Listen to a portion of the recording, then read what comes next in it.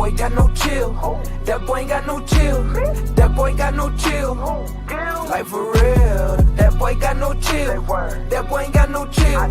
You gon' tell it to him straight, don't care how you feel. Daily feelings, I'm counting millions, this ain't no cap. Shoot through the ceiling, look how they act when I enter the building, like for real. What I look like taking it back. If I said it, then I meant it. Bitch, let's get it, gon' pull up the stats.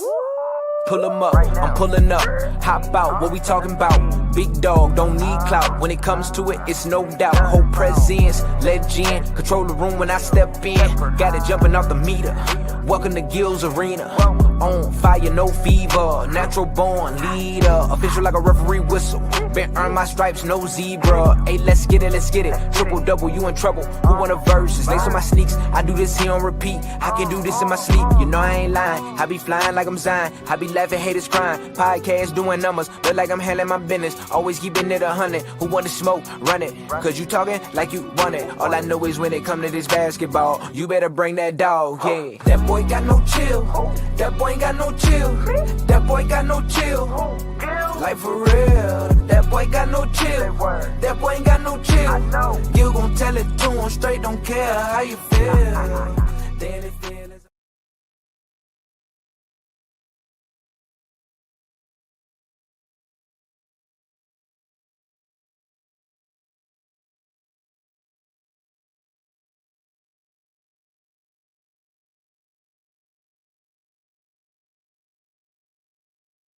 Oh shit, I don't know. My bad. What up, chat? I don't know who's rapping, fam. It could be you. If you say this, I'm like, damn, you're doing a good thing. Why am I sweating already? Dang, this is crazy. It's hot up in here. Or is it just me? Already, but y'all know I'm already fucking up. I don't have the machine behind me right now. And is this how Kwame feels? Damn, this is crazy. Hey man, how you deal with the sweating? And I got AC on. My baby got the heat on. I feel like it's crackhead behavior. But what's up? I should already be hot. You feel me? Last night, listen, I'm sorry. Yeah, it's that Coke sweat. Hey, I'm sorry about yesterday. Look, Alani had a 3-on-3 match. Right? He had a 3-on-3 match. I think it's called Legends. It was supposed to be just juniors and seniors, and some reason his coach put him in it. So, he's going to the 8th grade. He did his thing. He had 2 threes, so we was happy for him. He played a little defense out there on them big boys.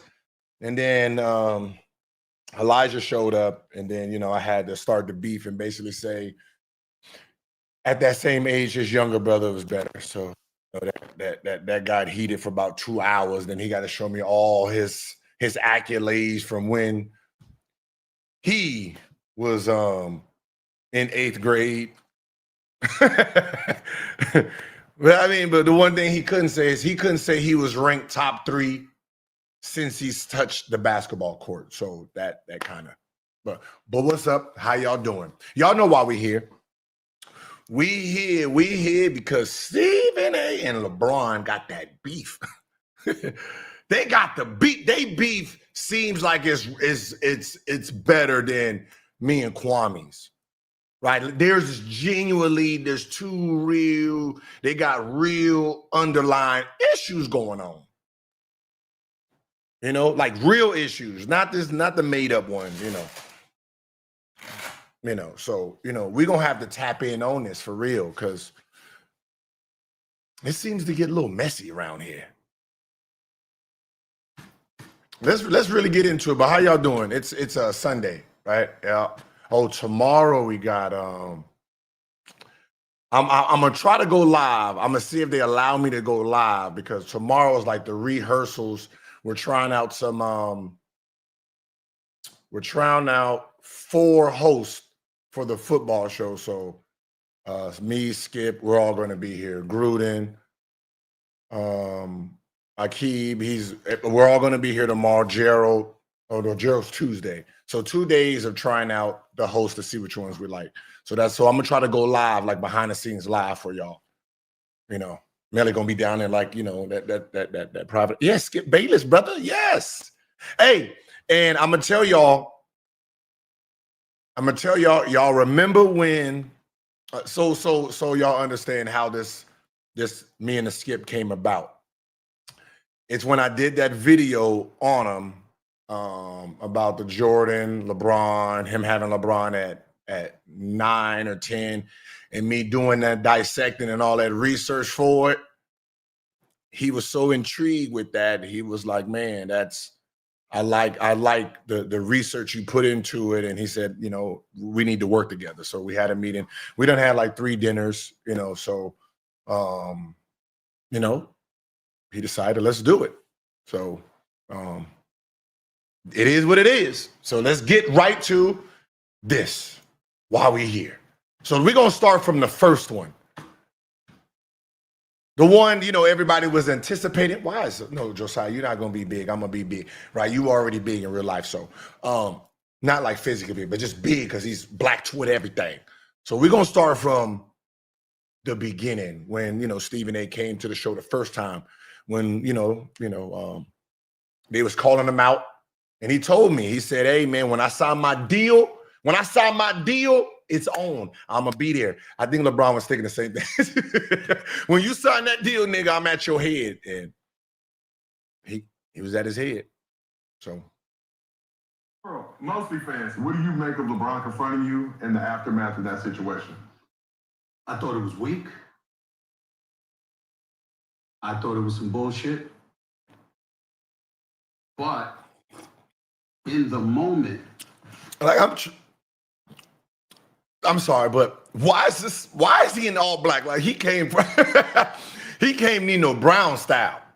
I already knew what was up when he came in all black, right? So got the chain on and everything. All he needed was the Rottweiler. Boy, that boy would have been going. I knew that I was listening to a father. Here's what happened. I'm represented by William Morris Endeavor. The founder of William Morris Endeavor, Ari Emanuel, had courtside seats right next to the Lakers bench. He had Larry David with him, star of Curb Your Enthusiasm. I'm sitting with them. I get there in the first quarter. I'm sitting courtside, and I stand up, and then I got my head turned. And then So LeBron, you tried to sneak him. He had his head turned and you tried to, okay, you know what, let me. Back around. And a lot of people thought this was the end of the game or something like that. This was in the third quarter. Apparently, LeBron had walked out of the timeout, and I turn around and he's right here in my face. I ain't gonna lie. Just for Stephen A. credit, I mean, if I'm sitting there chit-chatting with the white folks, and then I turn around, this big black nigga's back in front of me, I would have been startled a little bit. I'm not gonna lie. I'm not gonna lie, right? You sitting there eating T.Y. I know my man T.Y. A lot of y'all don't know this, but when T.Y. was eating his crab with Sister T, and a big black nigga done walked in with his little fanny pack with his little bear spray in it, T.Y. was startled. I get it, right? You just can't be black big, just walk up on folks while they in the middle conversation with these rich white folks. So yeah, LeBron, you know you did wrong there. You could have like whistled or here I come or something. You could have did something like ass sneaking and shit. Hey, yo, you got to stop talking shit about my son. You got to stop fucking with my son. That's my son. That's my son. And I was like, what? He said, nah, fuck that. I said, yo, let's talk later. He's like, fuck that. Nah, fuck that. You got to stop fucking with my son. And I said, all right, Dom. And he walked off. So I remember during a timeout in the first quarter, seeing Bronny. Bronny looked over at me. He had this sad look on his face. And I'm imagining Pop saw that shit. It hit him. And he couldn't hold it, and he rolled up on me. Nah, that wasn't a sad face. That was that was my daddy gonna get your ass. That's what that, like, did it look like this? Because My daddy gonna get your ass. So, cause at halftime, they must have talked at halftime and then say third quarter, hey, Pops, you better get him or nigga ain't coming back home. Something like that. I mean, you know what I mean? Cause Bronny be running the house. Low key, Bronny be running shit around there. Right? So he probably put the hit out on you, just FYI. I'm not, spilling no secrets, but I'm pretty sure Bronny James put the hit out because Big Pops is, when them older niggas get old, and it's the little kids that be running shit. So you got to watch out for Bronny, just FYI. And so when I went on the air the next morning, first thing first, believe it or not, I know this is shocking for people to believe, but I didn't have any intentions on talking about it until I woke up that morning and saw that the shit had gone viral. Once the shit had gone viral, the bosses at ESPN, now you got to talk about it. This is you and him. You got to talk about it. I said, fine. So I go on the air and I said, the first thing that I'm going to do is establish that this was a father talking to me, not a player. Man, no, Stephen A. That was that nigga LeBron James, father or player.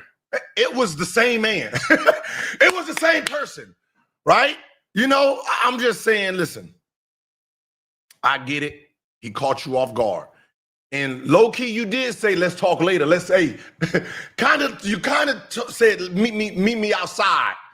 Right? Technically, if you said, let's talk later, not in front of these white folks, you could stand on business. Like we got to give you the credit. You said, hey, let's finish this. Like, I know you didn't say it, but I'm pretty sure, you let me speak for you. Hey, bro, let's finish this in the back. After the game, I'm going to see you after the game. And Bron was like, nah, don't talk about my son. And he ran back to the bench because, he had to finish because we was down 10. Because I know damn well the shit he pulled, he better had won that game, which he did. That was part of the legacy. Fronted you, Stephen A. Smith. He was like, hey, cuz, stop talking about my son.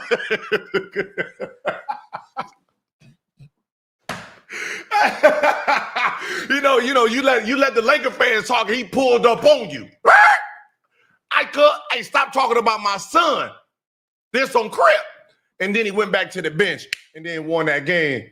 He's written in legacy, read their legacy, right? That's because he came back from 10 and he did his thing. That's how we did it, right? He had to represent blood cuz, right?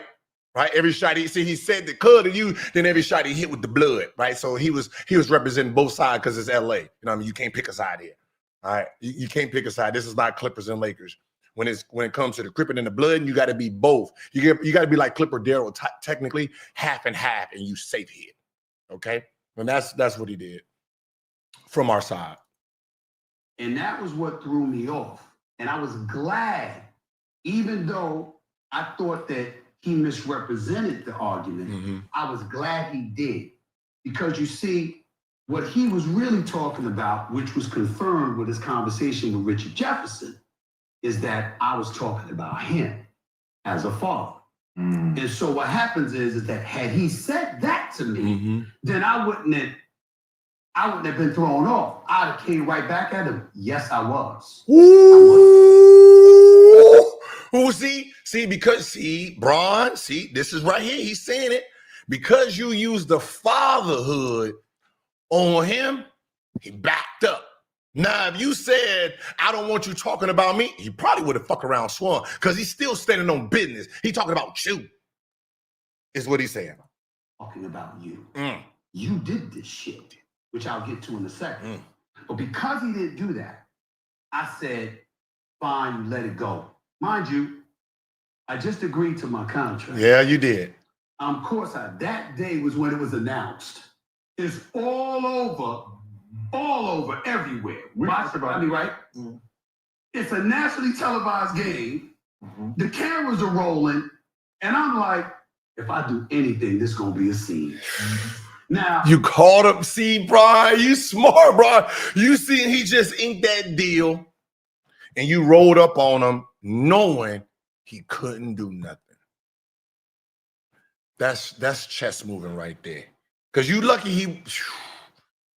We can sit up here in front all we want to and act like we don't work for somebody. Damn it, I work for Walt Disney. See,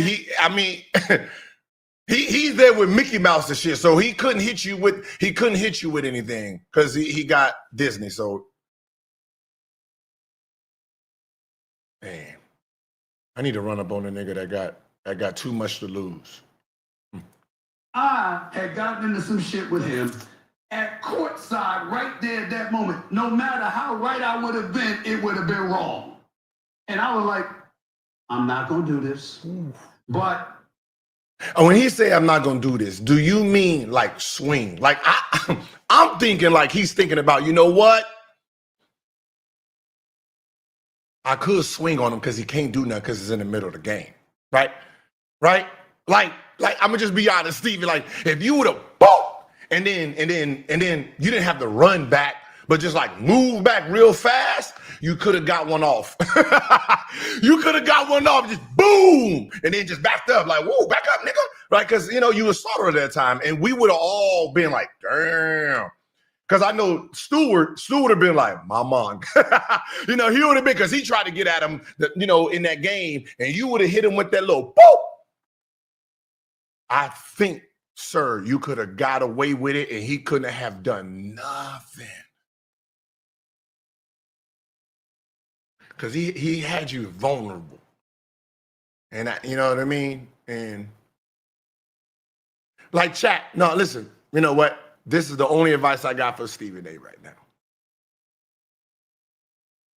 You got to get your get back. Stephen A, you have to get the get back. Your deal done. It's sealed and delivered.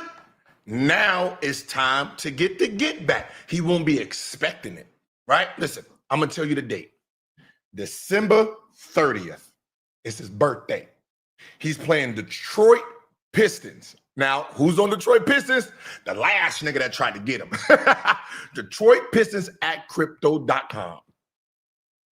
Right? You thinking what I'm thinking? You got backup. Yeah, you got backup. All you do is just wait. Right? Listen, you bring Stephen A. You bring one of these. You bring one of these with you, right? You bring one of them and you keep it behind your back. You keep it behind your back, and then as soon as the timeout, he gonna have his back turned to you. He gonna be listening to the play, and you walk on him, and then you gotta do it like real 90s style. Like you gotta bring this shit back to the 90s. And you got to hit him with on December 30th, on his birthday. See, he did it when you signed your money. So you got to do it on his birthday when everybody's celebrating him, right? His birthday, he's feeling good. He probably going to probably drive that like $2.5 million car. So he going to be really feeling himself. He probably going to be on fire too. Niggas always play well on their birthday, right? And then you pull it out and you hit that nigga with the, like you can be Ken or Ryu. It really don't matter. You can be a hybrid of them motherfuckers, and then pull it back. Start from the bottom. You gotta bend your knees, and then you come up with the show. You gotta exaggerate this shit, Stephen A. Right? You gotta start it with show you can, and then you knock that motherfucker head off. Okay, he is 6'9" and about 260, so he probably won't fall. He probably won't fall. It'd be like, man, what was that? He might do that, but it don't matter, right?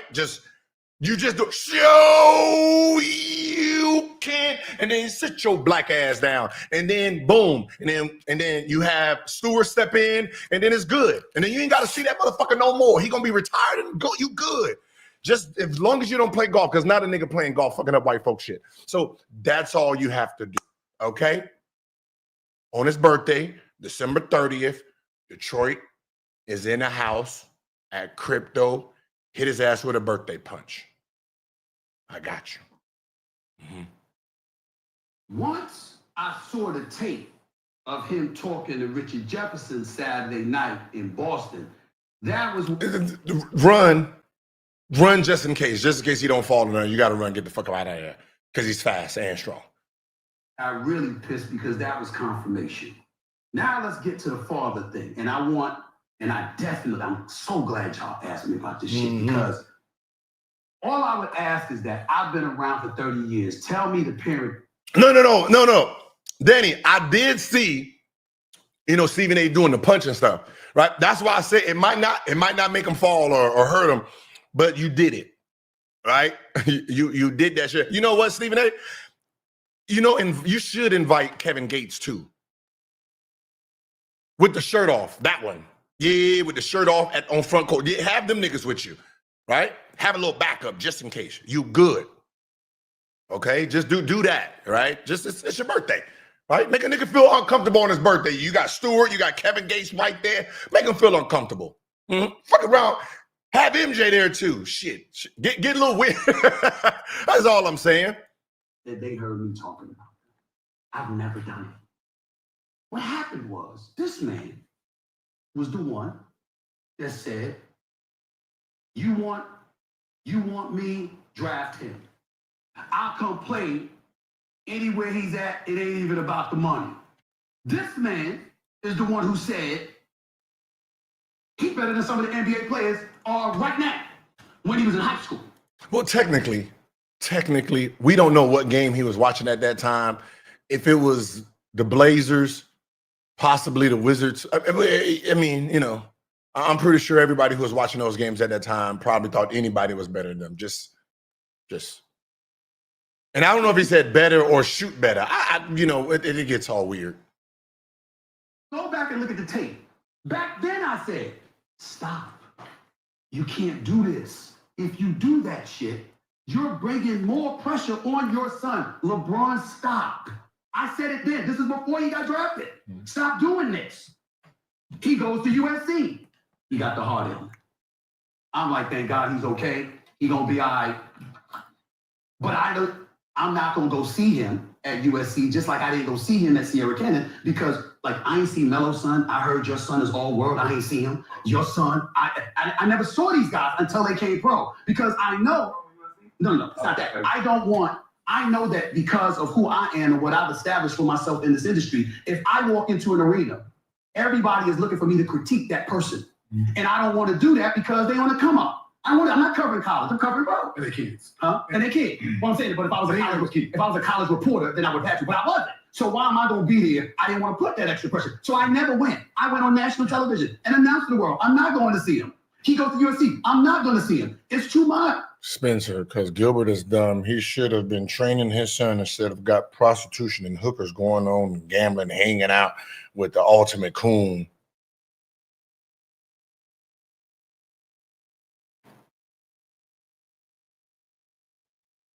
How you know they was prostitutes?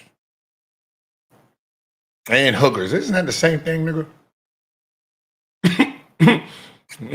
That's the same thing. Why I gotta have them there? Why couldn't they just been there and I just showed up because I'm a celebrity with money and I like to play poker? Which one? Okay.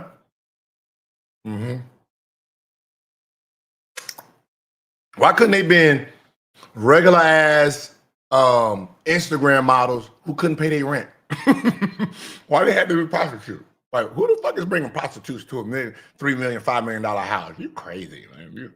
You better stop listening to them people, man. It could be very, very well-known Instagram girls that's models doing a little something strange for a low page of change. They ain't got nothing to do with me. It's too much. And then now he's got to overcome this heart ailment, so I can't judge him. But then they said, oh, he's going pro. So then once you say he's going pro, okay, you're talking to the scouts and the evaluators and everybody else. Yo, man, this is them. He'll be lucky to be a second-round pick. He'll be lucky. He ain't ready, blah, blah, blah. And I'm like, I ain't seen him, y'all. I haven't seen him. Then all of a sudden, Rich Paul and others. Danny, what do you mean? I think everything is funny and I'm not going to have a show.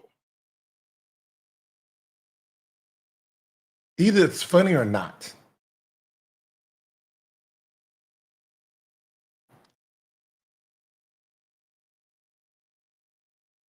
If I'm laughing, it's funny.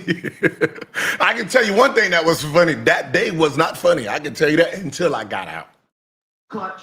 And then the story and headlines follow. Boston might be interested. Golden State might be interested. Phoenix might be. Clippers might be. You start hearing all of this, and you're like, this could be true, or this could be them wielding their magic to make it look such a way. I say nothing. He gets drafted by the Lakers, which everybody knew was going to happen because, the skids were greased, and he gets drafted. I still say nothing. He goes into it's opening night. Now remember, Most cats talk about the league. I cover it. What I mean by that is that you can give your... Hey, he's talking about you niggas out here in these streets. All you content creators. Y'all just talk about this shit. He said he living it. He there. Full time. That's his J-O-B. That's a flex. Opinion. You might not be on the phone with the commissioner. You might not be on the phone with the executive VP. You might not be on the phone with other people that work in these offices. I am. So because of that, I'm hearing all of this.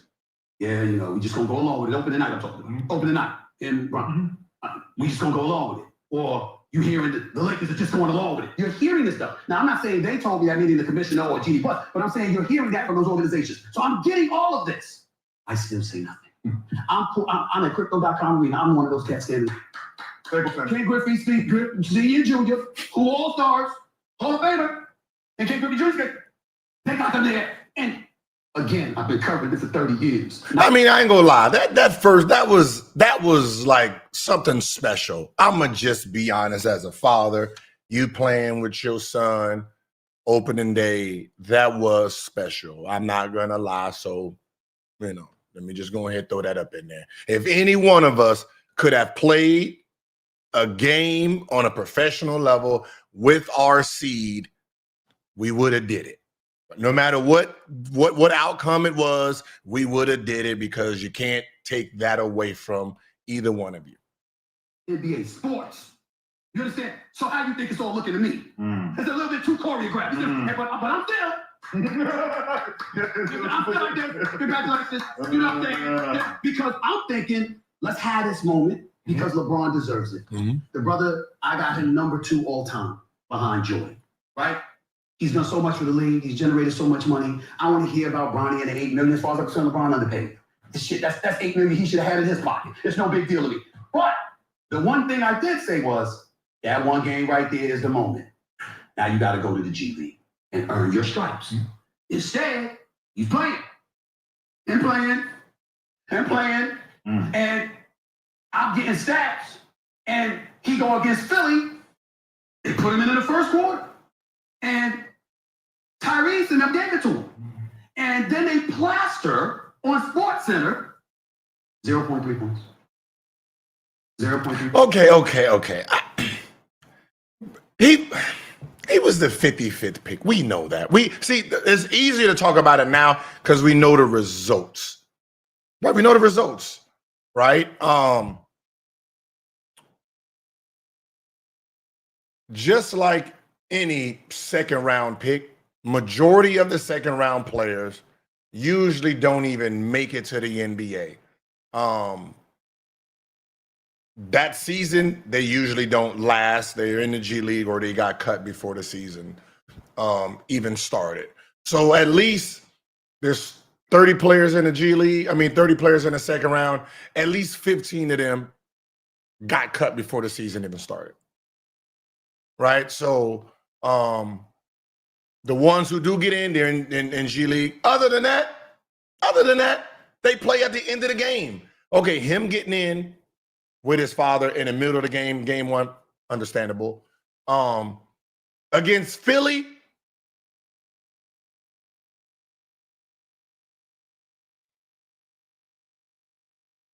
nah, that was suicide. But as a coach, I'm not gonna lie. There was a time when we were playing against Minnesota, playing against KG.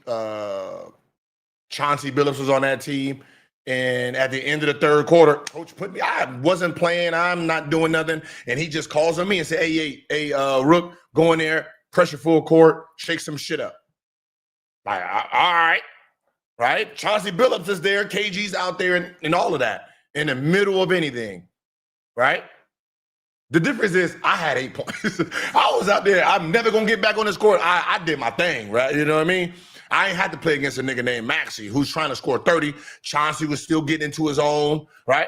So I had me a quick little 8, tied the game up, set my black ass back on the bench, never seen a game for another 2, 3, 5, 7. You know what I mean? So, but there's times where a coach does some random shit, and that seems like what JJ did, and it did get Bronny James barbecued out there.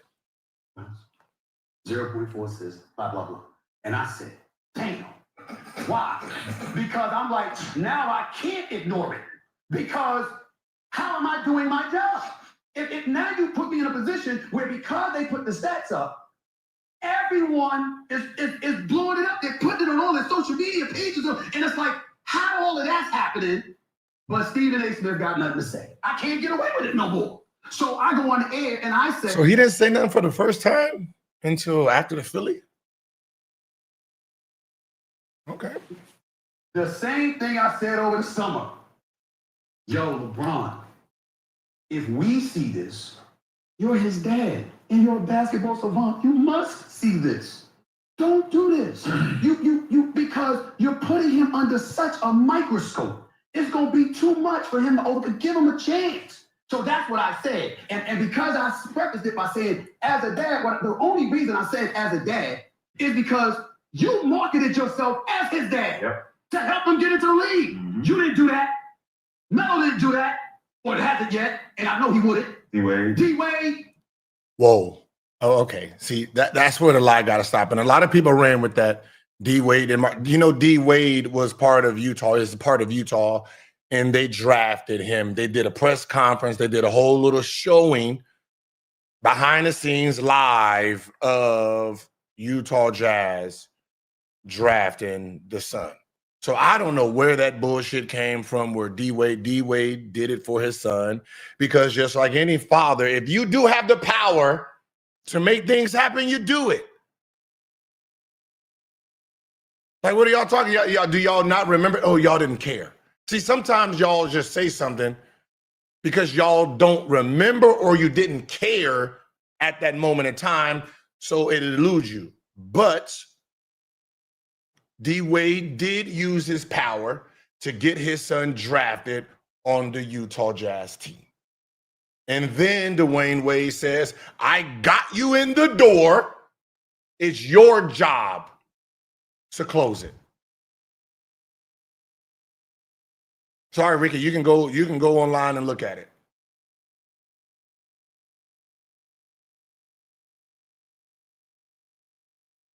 That's just the facts. You can go.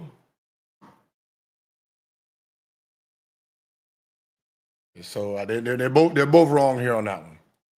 Hardaway Sr., Rick Barry. He got drafted. No, he didn't get a G League invite. He got drafted in the G League.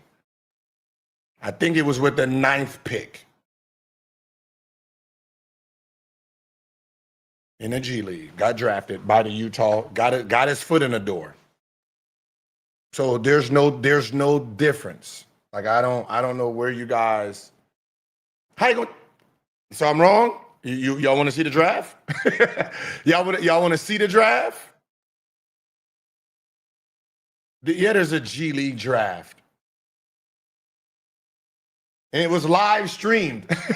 See, this is why I know y'all don't be paying attention. You didn't know there was a G League draft. You didn't know none of it. Yes, it was a G League draft. It was live, and they were all in the house together, watching, listening, and they all celebrated. I know we celebrated too, because he's a Sierra Canyon. So all the Sierra Canyon people and families, it was a big thing because he didn't really get to play much here.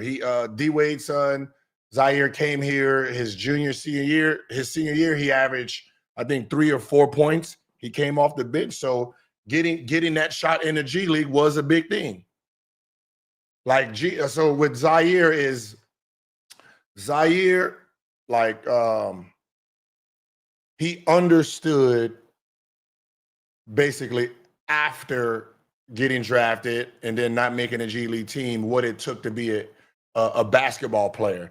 And then from there, he started working out 2-3 times a day. Like he was really putting in that work. Before that, he just, that age, sometimes the kids don't be understanding how important sacrifice and work ethic is. And, he caught it late, but when he caught it, he started like really training. Like he was in the gym a lot, just getting better. Like if he would have put that work in when he first got to Cali, he would have for sure,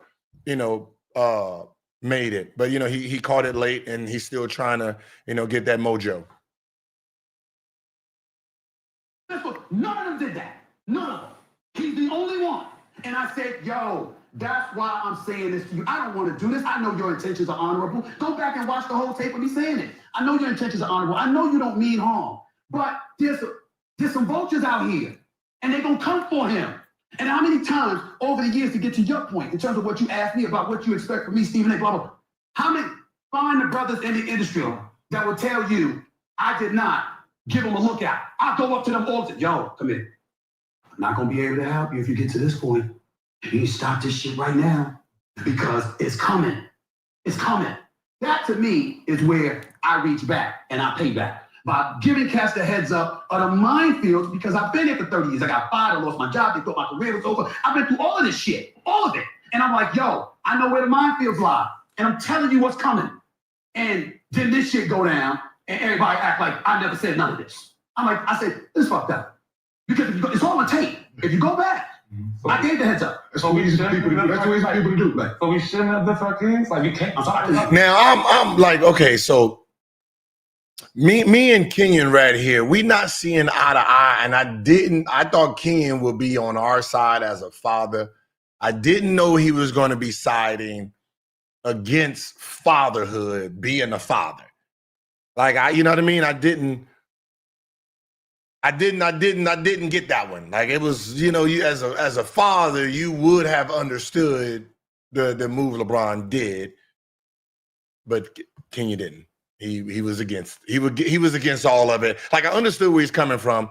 We both right, but I thought that Kenyon would be more on what LeBron did, because he kind of did the same thing with his son a little bit. Not the same fashion, but same idea. Protecting them from all the elements of outside until they was ready to be on their own.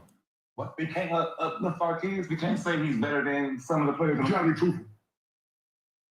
What you mean, true? It's my son. I think your son's good. It's my son. I don't give a fuck, but it's my son. Your son suck, he suck. No. Yes. No, but Yeah, not in his heart. No. Yeah, I understand. No. You can be that dad, What is it? but you made it to the house. You're not trying to live, but you're not trying to live vicariously. You're not trying to. don't suck. You're trying to live I'm vicariously seeing for your something that y'all son. see now, and I've seen it. So I'm not saying Bronny suck, but I'm just saying.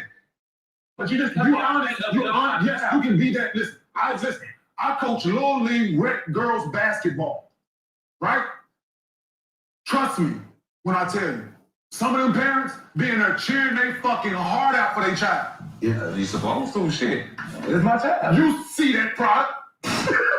They ain't got nobody athletic in their family tree. Whoa, man. Listen, They're for an anomaly. They ain't got athletic bone in their body. They ain't got athletic bone in their family tree. And they got their child out here and they got them motherfuckers with signs and shit. Right. Go get them. But no, what I'm saying, this all Your child need help. saying my child is better than some of the players in the NBA. They don't mean that. Wait, don't you coach your son on the girl? No. Respect me. No, I ain't gonna do this, man. I'm trying to break up the little whatever they got going on. I'm trying to get it. Okay.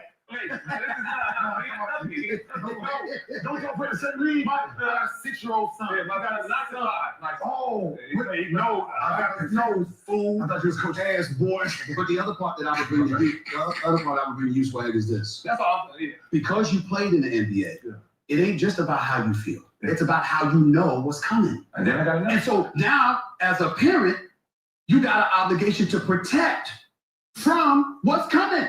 To your point, right? I used to tell KJ all the time. Internally, I see it. You have what it takes to play in the NBA, right? Sit. All you do. You know what's coming. Okay. But the other part that I would bring to you, Swag, is this. That's all. Yeah. Because you played in the NBA, it ain't just about how you feel. It's about how you know what's coming. And then I got And so now, as a parent, you got an obligation to protect from what's coming. That's exactly what LeBron did by drafting him to the Lakers.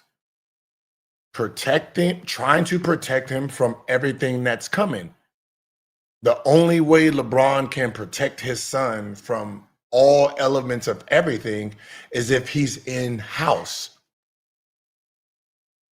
If he's in-house, he can control the outcome a lot better in-house. He has more dictatorship with the Lakers. Him going to another league or he don't have no control over those GMs, over those players, over the media at that point. So if they want to say this nigga terrible, there's nothing he can do about it. You know what I mean? So it seems like that's what he was doing and that's what he did, but they're only looking at one side of it. They're only looking at the backlash that he got drafted to the Lakers backlash, but don't realize that if the same kid was drafted somewhere else, if he was drafted to New York Knicks, what do you think that media and fan base would have did to him every time he got in the game and did? You know what I mean? Like, he can't protect them from those elements. He can protect them in-house. Right? I used to tell KJ all the time. Internally, I see it. You have what it takes to play in the NBA, right? All you got to do is keep getting better, right? This is my whole message, right? Keep getting better, right? And I'm pretty sure Bron is telling Bronny the same thing, but it was interrupted. Not saying that he can't get there, that he would never get there, but it was interrupted.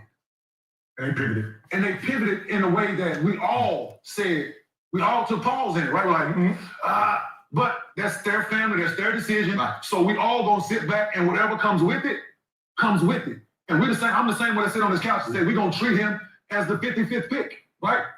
My son was the 52nd pick. I fucking get it, right? It worked out for KJ in year 5. He listened, he got better, he did this, it was a decent situation to play. It just, right? It's just unfortunate my name ain't to that.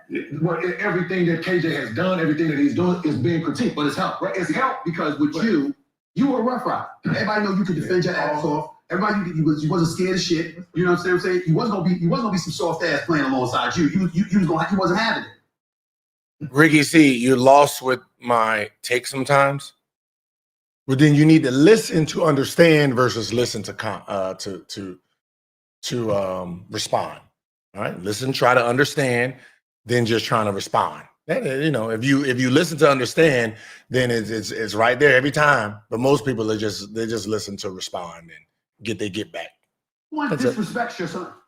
But it's not about being scared of him. No, it's his makeup. No, it's his makeup. If you don't tell him, he's gonna make sure you tell him. What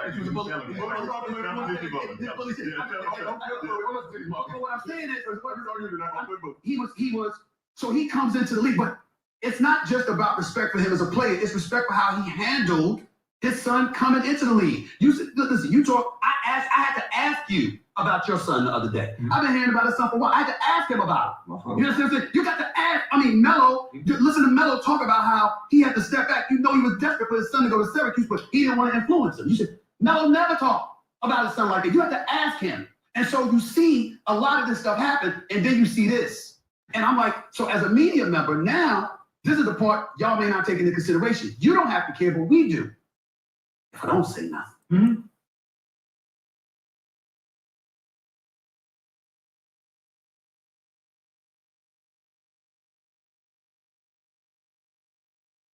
Am I missing something?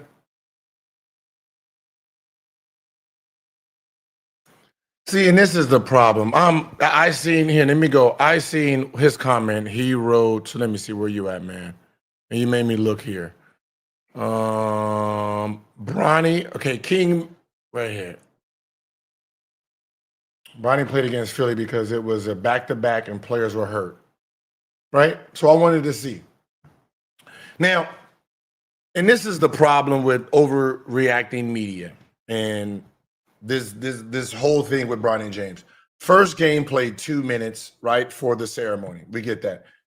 Game 2 didn't play. Game 3 didn't play. Game 4 didn't play. Didn't play. The next game he played, they're losing, getting blown out in Cleveland, and he gets put in Cleveland at the end of the game. Just like any other bench player. He scored a point. He scored 2 points, had his first basket in Cleveland. And then the next game, he played 7 seconds in Toronto. Now, first game, he didn't score. Second game, he got 2 points. Third game, 7 seconds.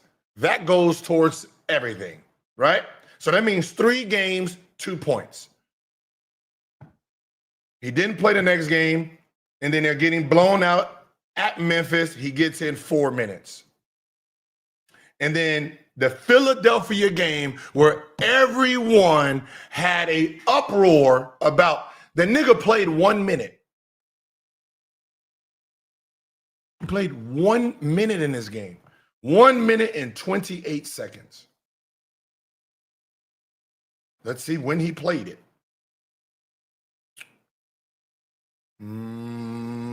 Second quarter. Nope. Third quarter. Fourth quarter.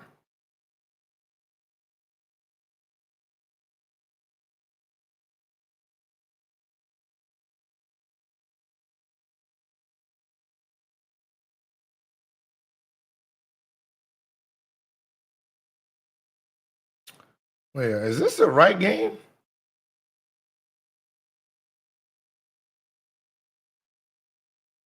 Am I tripping?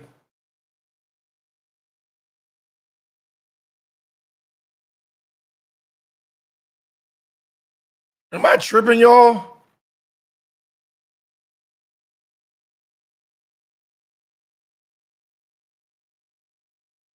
-1 minute, Philadelphia. Didn't shoot the ball, -4 in the game.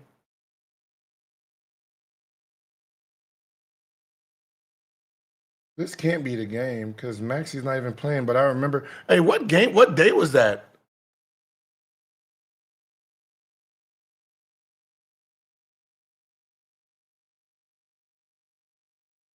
Hey, what game? What game was it when he played against Maxi? Because it doesn't have it right here. Hold on.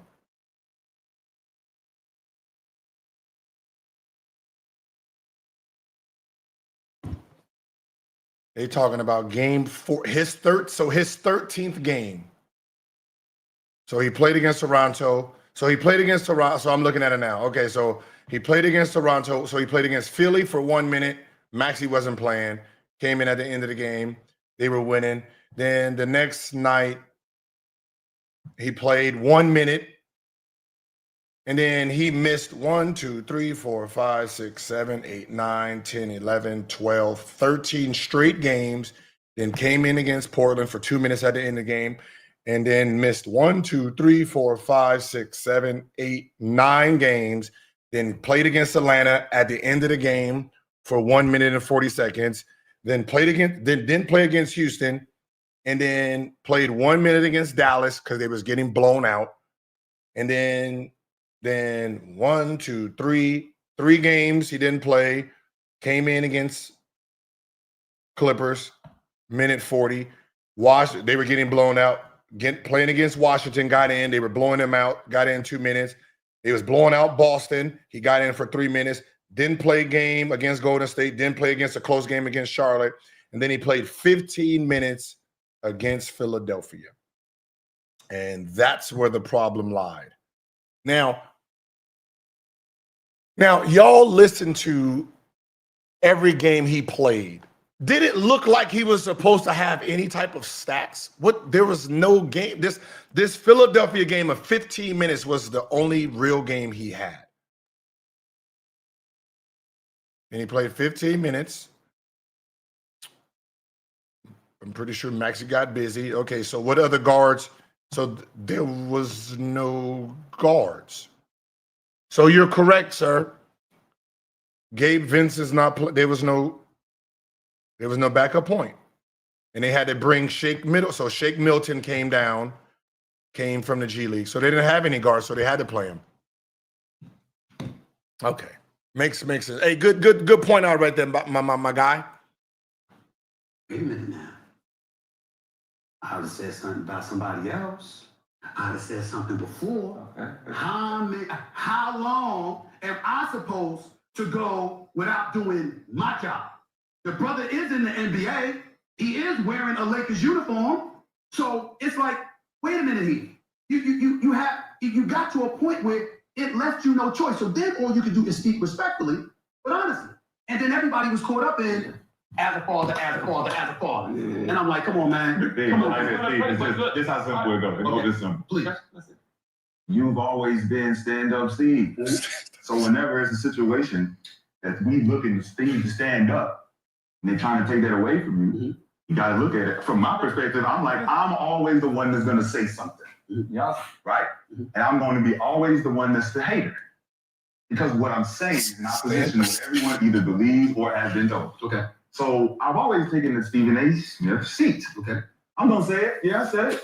I know some of y'all feel that way, and I know some of y'all watching what I'm watching. But it's not a critique. It's just what I'm seeing. It's observation. Somebody wanna play with their brother like that. The asses. Yes. Who did? You wasn't on the show? That's They the got no, criticized, bro. I said he was taking the goddamn mouth. Play with somebody you love. When J.R. Smith and Chris Smith, J.R. Smith, he got criticized for that. no, Yes. not in the media like every day like LeBron is. No. They're both right. They did get criticized, but they're not in the media as big as LeBron, but they did get criticized. So Rashad is right that both those guys got criticized. Thanasis was actually trying out on a team before Giannis, and then obviously Giannis turned into what Giannis did, and he put his brother on his team so they can be together. It happens. But their dad It's the 15th. Like people, this is the 15th seat. The 15th seat is not playing. He doesn't get in a game.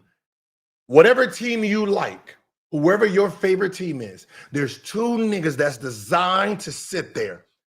16th, actually there's four. There's the 16th and the 17th. They're usually in the G League. Then 15th and 14th don't get in.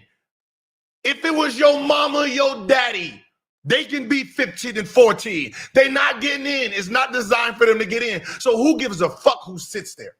They're not getting in the game. So if you want to put your brother there, your grandpa, your sister, your baby daddy's brother, it's okay. That nigga don't get in. I know that because I was him. Listen, the season started in October. I played one game.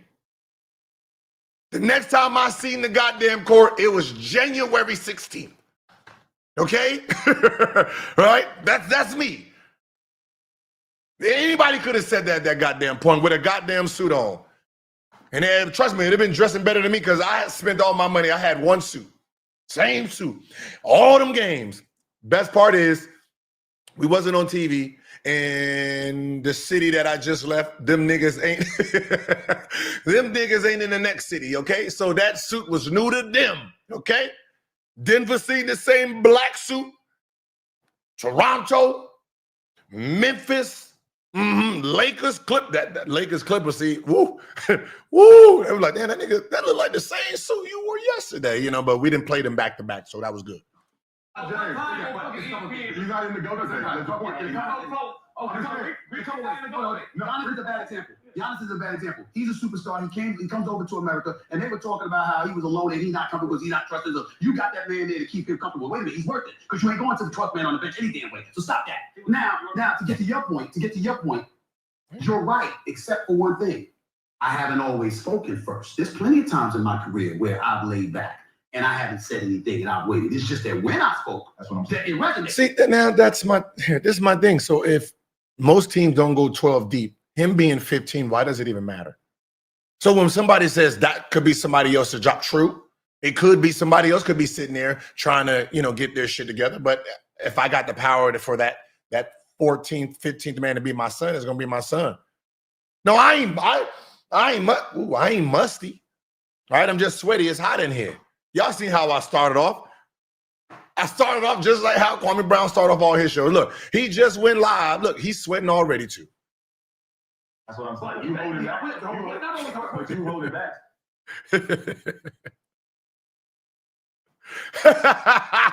Now that's a fact. That is a fact. The 15th man, especially if he's black, right? He's in control of all the Boo Ray stuff. You got to make sure there's new cars. God damn it! You got to make sure, the The bags is on time, the money, the table's clean. You are correct. Boy, that brought me back to my first year.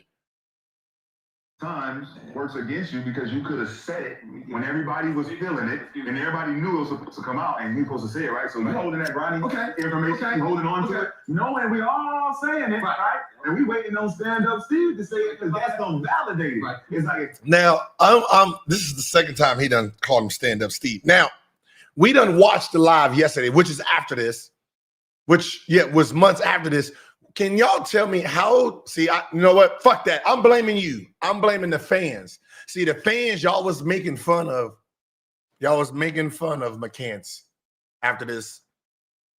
Y'all was making fun of that man to the point where he started hating. He started hating him again for no reason. There's nothing that's happened from this episode till when we did our top 5 going into next year, when he said, don't even say that nigga name up there. Like, you seen the energy? I don't know what happened between that time, which was nothing, but now he hates Stephen A again. Yeah, Marco, I had to bring donuts. he see it, we know it's boom. Yeah, but in that situation, I had to bring donuts and I had to use my own money and I didn't have none. That was the fucked up part. It's not like they gave me the money or reimbursed me. I just had to do it. No, if he said it, No, he's the only foreigner that needed somebody next to him. No, I said it. No. I said he's the only foreigner that needed help. he's the only forward to play that damn foot. How about that? What's his name? Okay?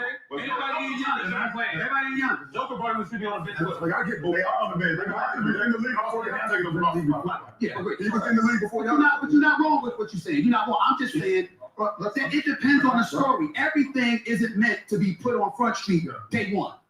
Sometimes you wait, because sometimes the story is more potent when you wait, as opposed to you being just get it out there first. Nah, sometimes you want to wait and see. You can do that. You get to make that decision as a media member, as long as you're honest about it. Let me ask you this then. I just don't think everybody was genuinely honest about any of it, right? And we can say that now because we actually watched it. There was a point in time during this same season, and Bronny had 2 points all the way until, just to show you, like, it has nothing to do with Bronny James. This was all, we don't like you, LeBron, so we're just going to literally pick on your son. Bronny James had 2 points, he had 4 points all the way until January 28th. So from January 28th, from when the season started in October, November, December, January, about 3.5 months, he has a total of 4 points. He was tied or outscored.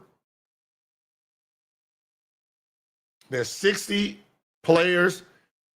There was only 19 players that had more points than him with 4. He was the 55th pick. That means there was at least 11, 12 first rounders who has 4 years guaranteed that didn't have more points than him at 4. 4 points. And nobody talked about none of the first rounders that wasn't performing, that didn't play, that didn't get in. We know from history. Can y'all hear me? Is it muted? We know from the season.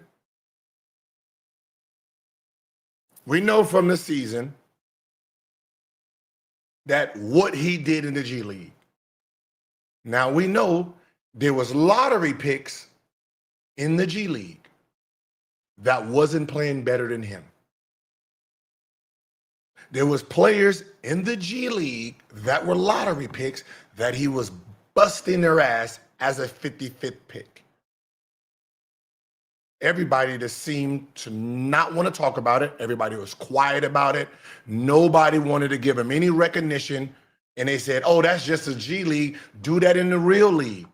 When the lottery picks, who's getting paid $40 million guaranteed, wasn't even performing very well. I thought, and this is usually a rule of thumb, remember there was a number 1 pick. No one talked about him. There was a number 2 pick. No one talked about him. We didn't know if he was playing well or playing bad. Usually we let the first, second round, first year, second real, third year, we usually like show grace with them because we know no matter where you get drafted, it's going to take you a few years. Like from our couch, we still haven't talked about the Henderson draft. Like think about it, Wemby's draft, right? We really we didn't dive into that to really like talk shit about them yet, to see who's a bust or who's not a bust. We have not yet, right? Scoot Henderson. Who else was in that? Who else was in that class that we have not even? We usually give them leeway. By the time their 4th year comes around, we can tell if you're going to be some type of player and what you're going to be. Okay, amen, Sar. Good things. I did talk negative on their age at the beginning. Well, just one of them. About their age is going to be hard for them to be a superstar because of their age. Cam Whitmore, we still we can see the flashes of them, but usually we don't really attack them until they. But we know. Amen is the one in Houston.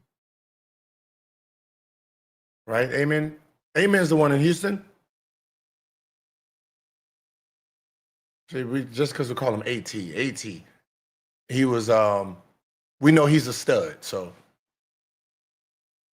Brandon Miller, yeah, we really haven't touched on to them. Anthony Black, we want to give them some time, but usually that's how it's always been. The timing right now, as potent as it is it bubbled up at the right time now? Well, he made it that way. For everybody. For the league, for Steve, you just signed your deal. That happened. The league is just got Luka. They just turned the viewership coin. Everything has turned due to all of these interactions. I'm still saying it still depends on the story. It depends on how much of something is resonating and how much is percolating. If the shit's percolating, then right, you touch on it. If it ain't that big of a deal in people's eyes, then you might wait. That's what I'm saying, Steve. You should have hit that motherfucker, made his legs percolate. That you should have. But you stand up, you standing tall. But he made it what it is. When he rolled up on me, Isn't it weak though? Yeah. When you think about it, He wasn't ready, right? as a father, you're still a father to your son. You're still trying to praise them and make them feel like they're worthy of playing basketball because they can get discouraged at any moment in time, right? So I'm pretty sure every game he's over there, you got it, don't worry about it, just go out there and play the game. That's that part of it. The NBA part knows he's not ready, right? But as the father part, him sitting there nervous and shit, you're like, hey, relax. You're going to go out there and play.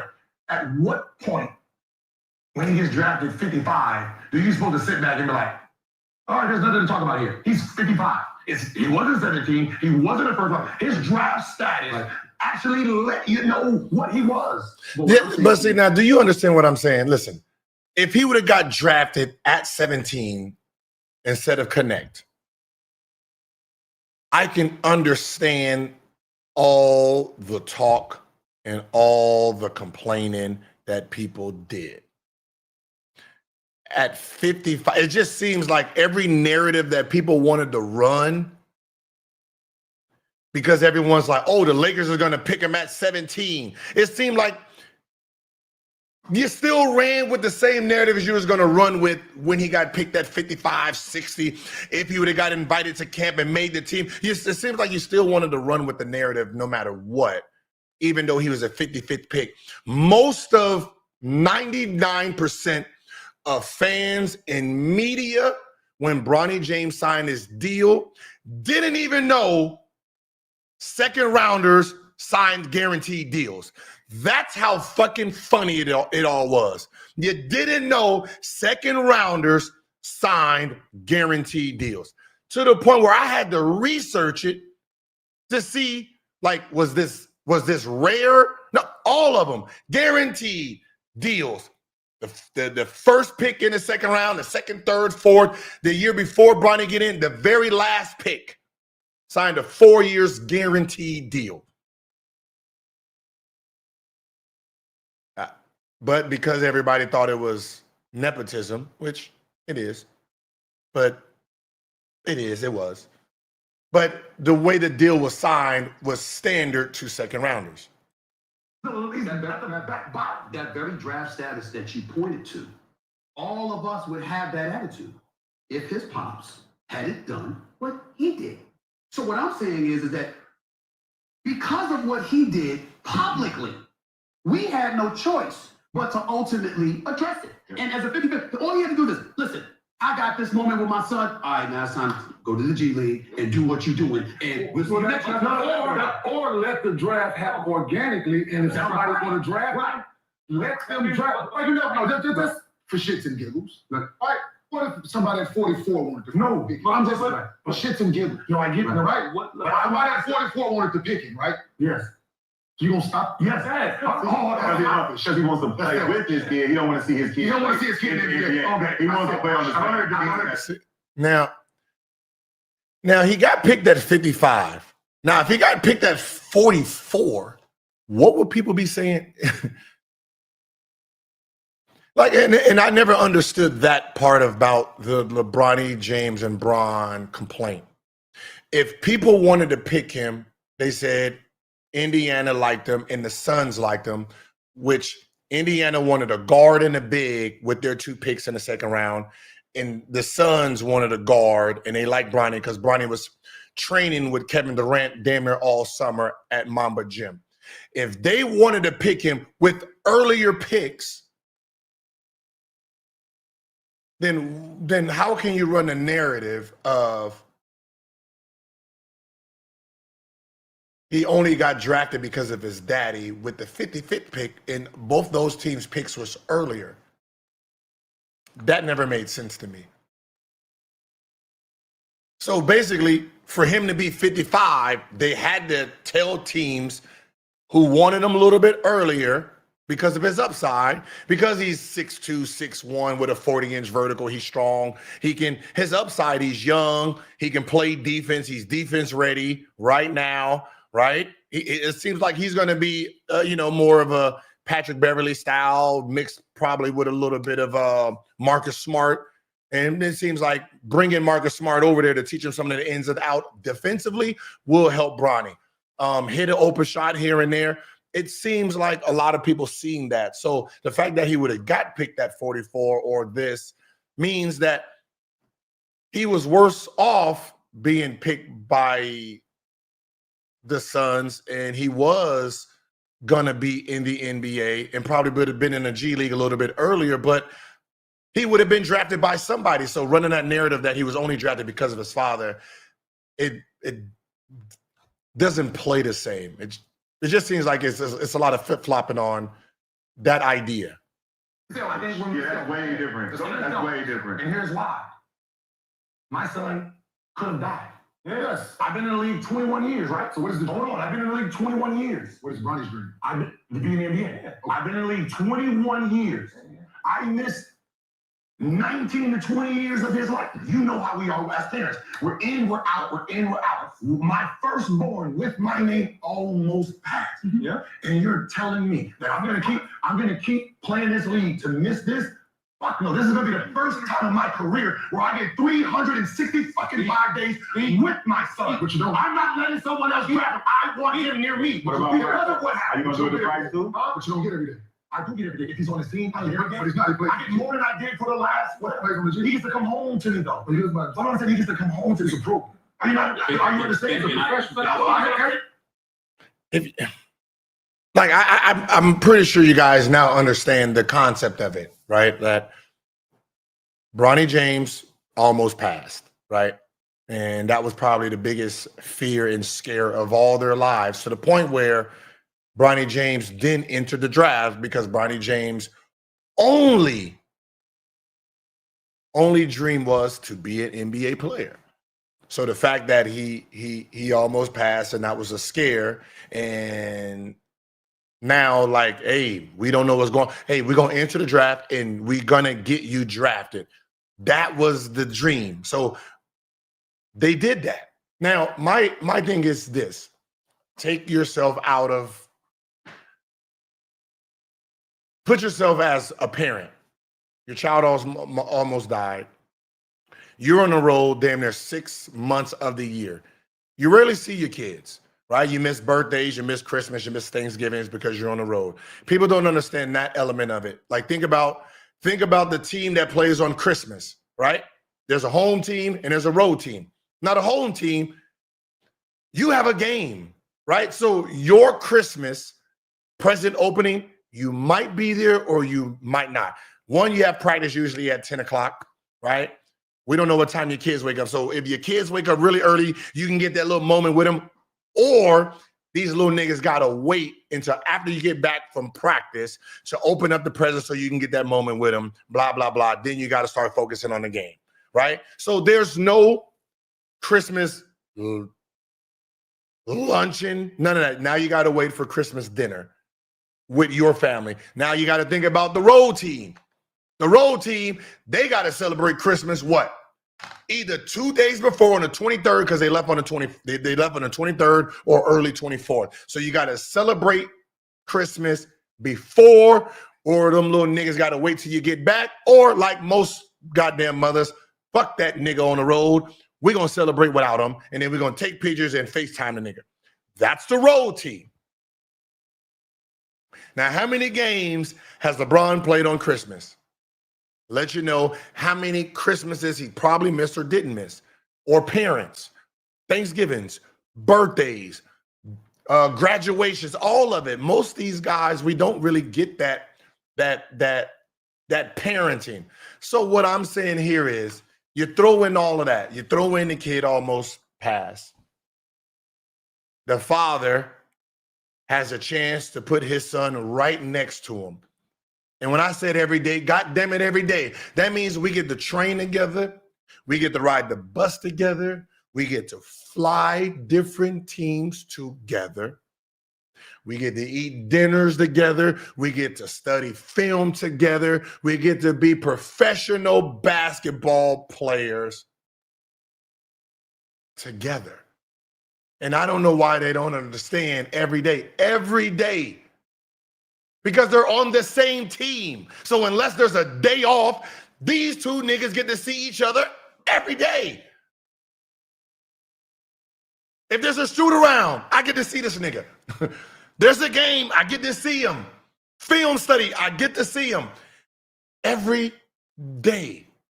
Versus on a 19-game road trip, I don't get to see him for 19 games or 19 days. That's what I'm saying. I'm saying every day because you're around him every day because he's your teammate now. That's what I'm saying. No matter if he's a professional or not, he gets to be with you every single day. Living at home or not living at home, you go into the same place every single day. The first time in Bronny's 20 years, this was the most he got to see his son, and that was the response of he almost passed. So we're going to skip college this year, and we're going to be pros together because we don't know what the future holds. That was the move. One of his kids, something like everything that you're saying is true, Gil. Yes, absolutely, 100% factual. I hear you. Yes, but what is Bronny's dream? Bronny's dream was to be in the NBA. Bronny's dream was this: I don't give a fuck where I get drafted. I just want to hear my name. So therefore, what I'm saying is that was his dream. Let that happen organically. As a father, I don't want it to happen organically on your level. I wanted to happen on my job. So you don't think it meant something for me to hear? Listen, I told y'all sitting this motherfucker, I was a bigger wreck on KJ's draft day than he fucking did. Right? For sure. You should be. A bigger wreck, I'm trying to stay away from him. Because I don't want him to sense this shit. Right? So yeah, I wanted more than he fucking wanted. Right? Absolutely. But it's his dream and his journey is what I'm saying. Who cried happy for him? I did. No. Who cried when Bronny got drafted? I didn't watch it. They said it was Bronny. I thought I saw him crying. Yes, I'm pretty sure. So listen, just stick with it. Bronny James gets drafted. He and the mother is crying. That's because that's all he cared about, and it actually happened. That's it. He, like, when people talk about the man, obviously him showing that type of emotion and crying, even though he knew he was going to the Lakers, him crying lets you know how he felt. And everyone missed that part. Savannah wasn't crying, but he was crying. Savannah knew, and he still was crying. The whole dream was to hear his name called. Yeah, I'm with you. I'm saying yes, Gil. Yes, absolutely. Hear his name called. But any fucking team. Right. For any team. Right? Right. But here's what he's saying. He said any team, right? Which means that when we're talking about the Lakers, that's about LeBron, not Bronny. Bronny wanted to get drafted by any NBA team. He wanted to hear his name. It was LeBron that wanted him as his teammate. So what I'm saying is, because of the reasons you pointed out. So what I'm saying to you is, if LeBron had rolled up on me, this is all he had to say. Because I said this to Rich Paul when Rich Paul called me. I said, Rich Paul, I only asked for grace on one point. If you had called me and said, Ron, pissed off, motherfucker mad as hell, he want to see you man to man. I said, what would I have done? Rich Paul said, you'd have hung up the phone. Or you would have whooped his ass. Hey, or you'd have whooped his ass. One-on-one, man to man. We seen Stephen A with the little swiggle, right? So he could have caught him with one of those, boom, and then down goes Bron. I said, thank you. So my point is, rather than come up to me and courtside, all you had to do was say, yo, I need you to stay. Don't leave this game. I need to see you after the game. That's all he had to say to me. Then, as we speak, he says that. Let's take an example. He said what you just said. I stand down. My bad. And not only that, I'm going to make sure I go on the air. I ain't looking at it that way. That's on me. You didn't do that shit. You said you fucking with my son. Oh, was it? I'm talking about you. I'm talking about you. And them two punches, hey, you better watch out. You better watch out. Them two punches, boy. Woo. Son, I know he's number 55. I know he got work to do. I believe that he got potential. I believe that he got the potential to go pro. I truly believe that. It's going to be tough, but I think he can pull it off. And by the way, I'm rooting for him. I ain't rooting against nobody. I'm talking about your ass. You did this. You're the one that had us as reporters, as a league, as an NBA franchise. All of us got to sit back and be quiet and capitulate to your shit. Come on now. You did that. And so when I see people talking, and I'm like, oh my God, can somebody, I mean, I know I got a show, and I know I got my podcast, but I'm like, God damn, y'all, I'm fair. I don't give a fuck who it is. It's you, it's you, it's you. It don't matter who it is. Then I'm just meeting you. If somebody unfair to you, I'm going to be like, that's not fair. That's not fair. But when it comes to me, everybody get crickets. That motherfucker Stephen A on his own. That, respectfully, excuse my language, that's fucked up. I'm on my own. When number one, we know I'm right. Number two, we know the perspective that I'm coming from is real and it's authentic. Number three, he set this up. Number four, all you have to do is tell me.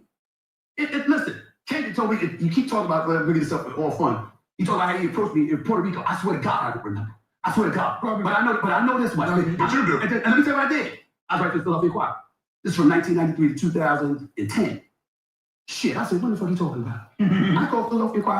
I called Marisa, look up the archive. I want. Hey, low key, he really wanted to stand and call Kenyon out for this because he did the research to see if he ever said anything about Kenyon. So he's gonna ask Kenyon when he did this, but because it wasn't going that aggressive way, he just threw it in just to throw it in. The goddamn article I wrote about Kenyon Martin. I don't know what he's talking about, right? Because I'm looking at articles. I said, I knew that brother was a stud. I knew that brother deserved his money. What the Nets? The Nets ain't going to fucking back-to-back finals without you. I'm like, I don't know. What is he talking about? You know what I'm saying? So I'm looking for the shit, and I found some shit where you got it. It was some shit with Byron Scott or whatever. But I don't know. But I take the word for it. My point is, Kenyon Martin would talk about, I rolled up on Stephen A. I'm like, he ain't the only one. There's black motherfuckers that rolled up on me. Glenn Robinson and I mean, butt heads because I thought he got Randy Ayers fired. I couldn't stand his ass. Let me tell you. Randy Ayers, I think I got his ass fired too. I'm gonna just be honest.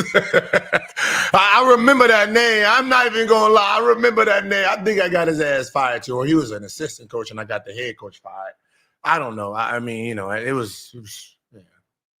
I was feeling myself a little bit, so you know. I mean, it got to a point where motherfuckers like just walk in between us because it was just hostility. I couldn't stand his ass. And then I was in Houston, and I saw Glenn Robinson III. And he saw me, and he put his head down, and he walked by me. I felt like such shit. I stopped him in the hallways of the Houston Rockets game, and I said, come here, man. Whatever's going on between me and your father, it's my fault. And when I see him, I'm gonna apologize. Because for him to look like that, we done took this shit too far. There's no reason for it. I just thought that you showed Randy is the same grace as you show Larry Brown and some shit. That's all it was. But for it to get like that, I didn't mean for that to happen. So I instantly told him, whatever it is going on between you and me and your father, it's my fault. Your father's fine. I'm the journalist. I'm supposed to know better. That's my fault. That's on me. Shit like that could happen with somebody like LeBron. But LeBron up here, and he know he up here. He don't give a fuck. The problem is when it comes to the media, goddamn it, I'm up here. You understand? And as a result, you can sit up there, you can make some noise and make a scene and do whatever it is that you do. But you see, I got 10 hours of airwaves a week live. And I got my podcast. And I got other outlets. And I don't even know what the fuck is coming down the pipe. Now we know. Now we know what's down the pipe. You know, XM radio, all that. So that means if he wants to get your ass, goddamn it, he got airways of hours to get your ass. It's basically what he's saying. It's threat. Oh, wait, I'm just getting started. Yeah, you're right. He dressed for a funeral. Hey, Trey, because he's about to bury these motherfuckers over here. What is he turning? Not at all. No. Question for you, though. It's like, yo, Question for you. it's what it is. What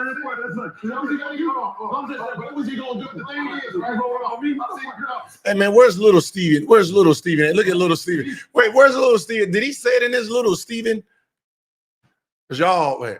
He's not. They might have, listen, Serious question for you. I ain't gonna lie, they might have erased that motherfucker out of here. Oh, no, we are right here. Listen, if that. Hey, they might have erased it. People see 4 or 5 click one time. Isn't a and you got a voice that resonates. They took it out of the The sole episode. express purpose of it. For the soul is I don't want to talk. My number ain't changed. you might call the cat out. They took it out. Oh, it would. Is that right? Hey, Stephen A. Smith. Yep, they took it out. They took little Stevie out of there. Hey, I ain't gonna lie. That was probably the highlight of it. That probably was the highlight of that episode. Little Steven. Right? I mean, little Steven. You know, that's, you know, he didn't like that. I can just be honest with you. He didn't like that. What? No, where are we out? Now,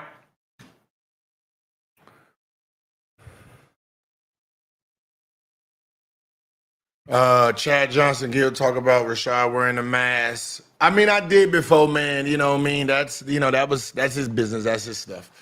You know what I mean? I can't really do much about, you know, what somebody doing an episode. You know, we all do what we do, right? We part of entertainment. We part of the media. So how we put out our content is how we put out our content. Now let's see the updated version. This last one. Let's go.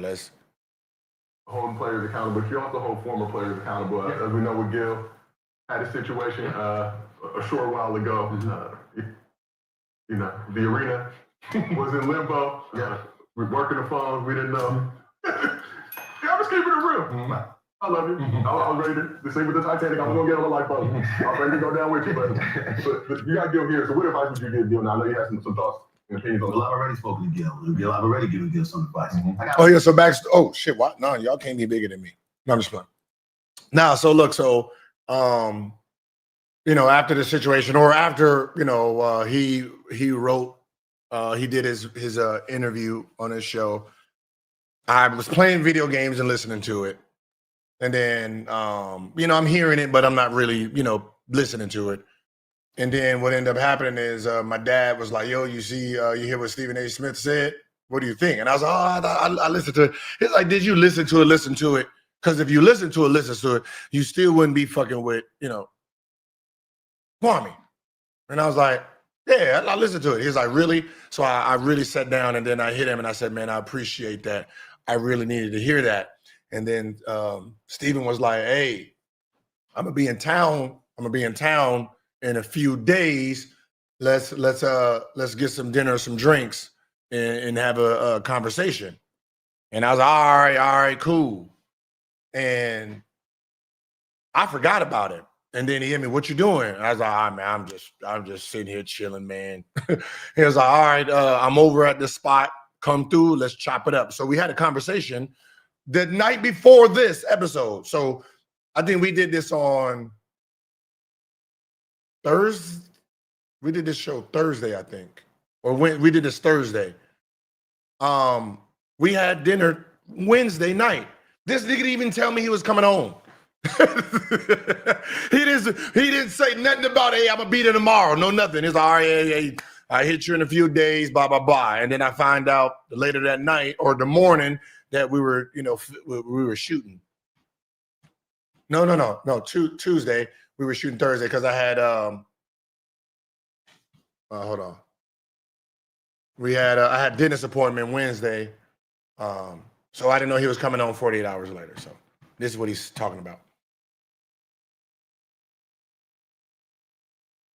Love for Gil. And I mean that sincerely. It's all right for me to say that in front of y'all. There's very, very few people that reach out to get counsel and receive it in the spirit that it was given. If y'all saw me on my show, I said to him, yo, it ain't a joke. You know, because my point is that man said he innocent, I'm gonna give him the benefit of the doubt. He innocent shit. It's just that stuff with me. But that's me and how I feel. Mm-hmm. I'm gonna just be honest. We all say we're innocent. Even if we're guilty, hey, I'm innocent. Ooh, for real, right? Shit, he get caught cheating, did that. I don't know who that woman is. Right? We all innocent. It mean that when you're speaking on it, you have the license to just disregard what assertions or allegations are out there, because we all have to take that into consideration as well. So it's a very, very serious matter. And so when something like that happens, you're sitting there and you're looking at him, and it's like if with Brandon here, Kenny was here, Swaggy P was here, the whole nine, Shaw, of course, I would tell everybody the same thing. Yo, y'all got something special. You understand? And I can say that because for all intents and purposes, I've made it. You know what I'm saying? I'm going to do my thing. And of course, I want to be competitive numbers-wise and also like anybody else. But I'm not rooting for anybody to fail.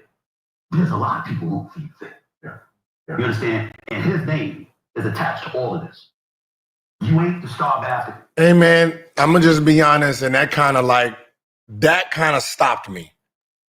When he said that, when we were talking, he was like, man, look, you're not by yourself anymore. This is not No Chill Gil, right?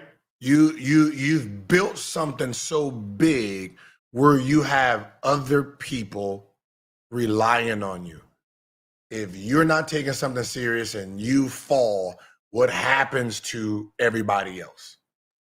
Everybody that works for you, the people that's at the studio, Josiah, nigga. He started naming these people, and I'm gonna just be honest. For the first time, I had to look at it like damn. It didn't, like, everybody else who matters didn't matter when I was making fun of stuff. Like, I only think about myself. You're trolling me, I'm trolling back because it's me in a situation, and I'm gonna go back and forth. I'm not thinking about everybody else's job. And that's what kind of like, whoa, you're right.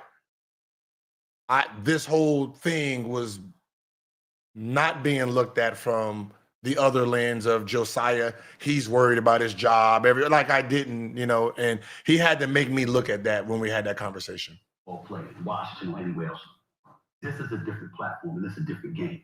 It's a brilliant brother. Cause I ain't gonna lie, I was ready to crash out. I was ready to crash out. The shit I had lined up. You know what? Let me show y'all. How far I was gonna go.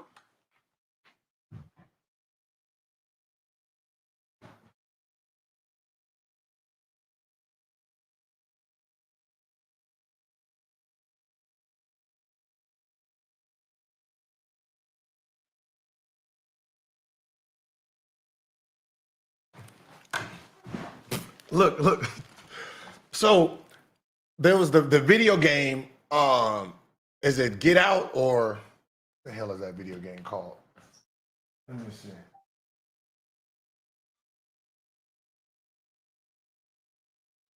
Let me see what this game called. Hold on. I think it's Get Out.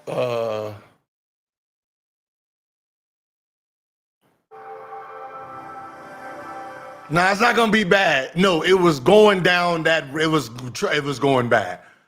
It was going bad. It was this game right here. A Way Out. This right here. A Way Out right here. Hey, so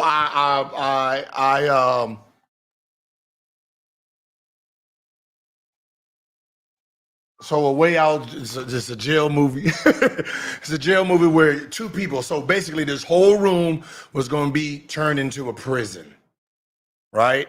And basically, I was going to play the game with an inmate, and we was going to get out. And I had bought Melly. Listen, I bought Melly her badge and her key, and I had bought Alcatraz handcuffs. So this is real Alcatraz handcuffs back then, and this is the badge as a guard. So she was going to be the guard that came and gave me the food and all that stuff. So I was going way south with it all. So I'm gonna just be honest. I was because it was gonna be part of the video game experience. So so when he told me that, and he basically said, man, you don't want to jeopardize,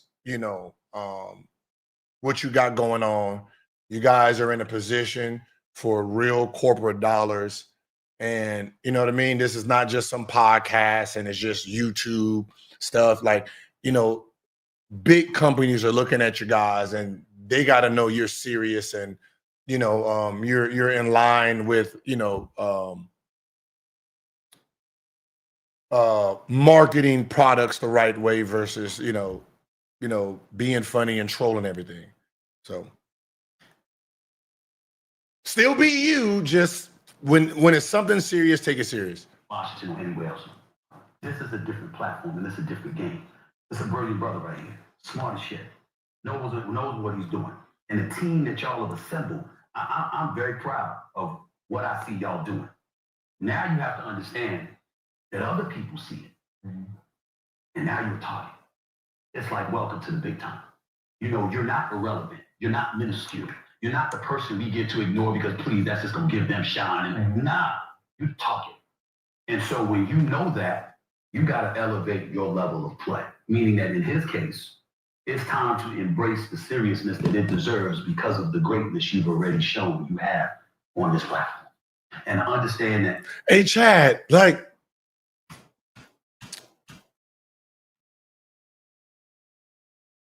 I did, but I didn't. I didn't.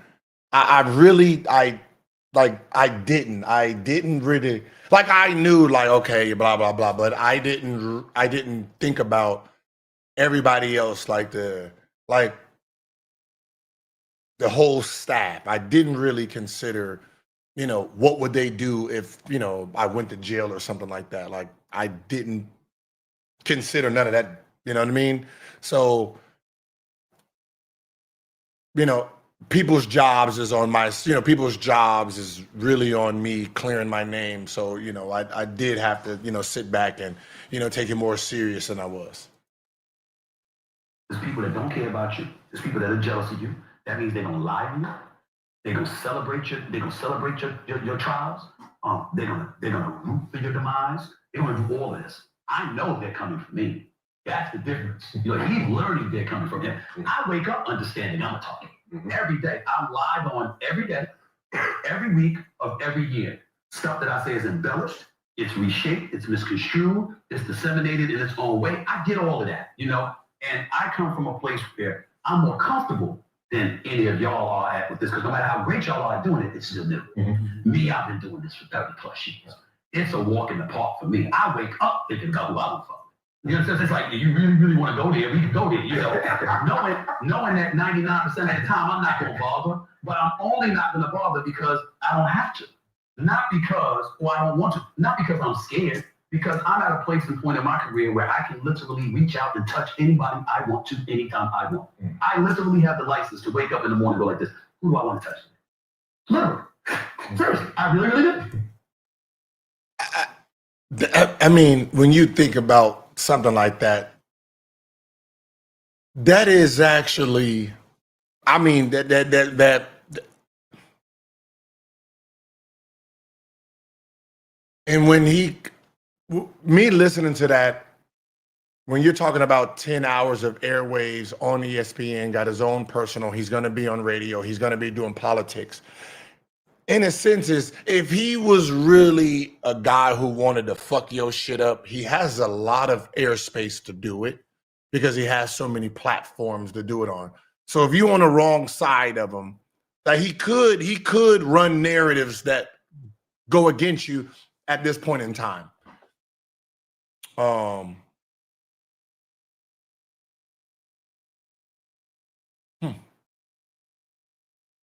I guess me not to this point because I don't have, you know, national TV behind me, but I do enough lives and I'm on enough. If I really wanted to fuck with you, I can really fuck with you, right? I mean, you know, because I do have, you know, here, Gils Arena, the new football show that's going to be coming on. I got my own, you know, Instagram, IG, Twitter. I mean, you know what I mean? I can sit there and, you know, fuck with somebody to the point where, you know, 3 days into it, they already tapping out, apologizing. You know what I mean? You know, y'all get it. What are they gonna do about it? First take, well, I'm the executive producer. Well, Stephen A. Fish, I'm the executive producer. The straight shooter was Stephen A. Politics, I'm the executive producer. You know, my YouTube channel, I'm the owner and the executive producer, and I host them all.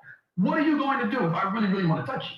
So all you're gonna do is talk. You might clap back, but there's a level of understanding that I have that y'all are going to grasp. See, because I've been in corporate America, contrary to what most of these cats tell y'all, they want it too because they want corporate dollars. Well, I have relationships with corporate executives. So it's like when somebody's talking shit about me, they're not realizing the executive is looking at them going like this.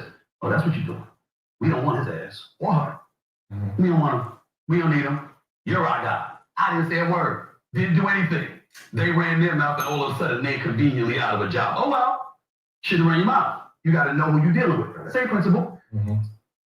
And that was the reason, if you're Kwame and you still in here, that was the reason that I said to Kwame Brown back then, you would never go viral again. You would trend. You're going to trend because you attack trending topics. So something that's trending, because you're jumping on it, of course you're going to trend, but you would never go viral again. And you could never get a really big job. You can never really get a big opportunity because everybody you pissed off, everybody you attacked is in positions that you want to get in, no matter what you say, right? You attacked who? Everybody you attacked. Stephen A. Think about everything Stephen A. got. Anybody who wants to hire you at a job that he's at, they're going to ask him first. Or just because they have the relationship with him, they're not even going to look your way. Shannon Sharp, same thing. Stat and Matt, right? You got to get past their web, right?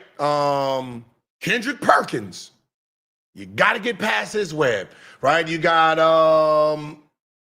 the radio side. You got them. You got, was it Charlemagne them?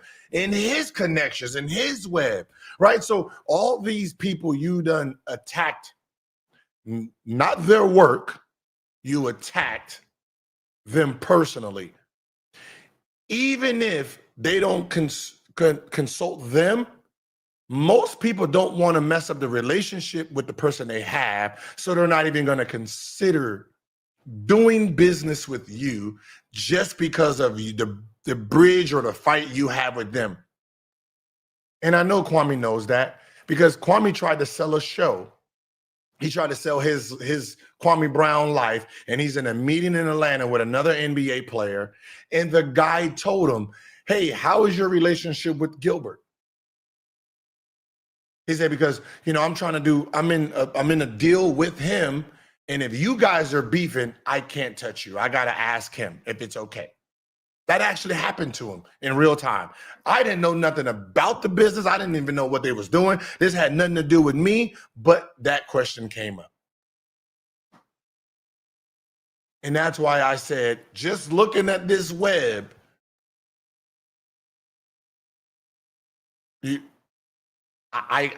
boom, you're not gonna be able to do anything big because you got to jump through so many hoops. And the Kwamites can say Kwame was right, but the Kwamites are the same people who are doing the same thing to everybody else. Think about it. Whoever aligns themselves with Kwame don't like nobody else. They attack everybody else, right? If Kwame Brown was this big entity, think about Damn D. I can't do no business with Damn D. He ain't giving me no shot, right? Clara Booker's page. He's not giving me no shot, or her, the big her. She's a her. She's not giving me no shot, right? You got the biz, not no shot. Like, you see how many people that surround themselves and friends that surround themselves that won't allow you to get nowhere near. They're gonna bash you. They're gonna kill you. They're gonna kill you off before you start. That's no different. I was his only way in, and you see how he treated me. Gils Arena, you see Gils Arena. I was trying to, hey, let's do this thing. We can, nope, fuck you and fuck this and fuck that. If you got this person involved, oh, okay. So what he complains about, he done created himself, but they don't look at themselves as that. If Bulls draft Finley instead of Caffey, they win 2 chips without MJ. They had to know he was returning or logically fit. Yes, true. Q. Yes, they obviously they knew MJ was coming back. So they drafted a power forward. Remember, because they lost Horace Grant and they needed somebody to fill that position.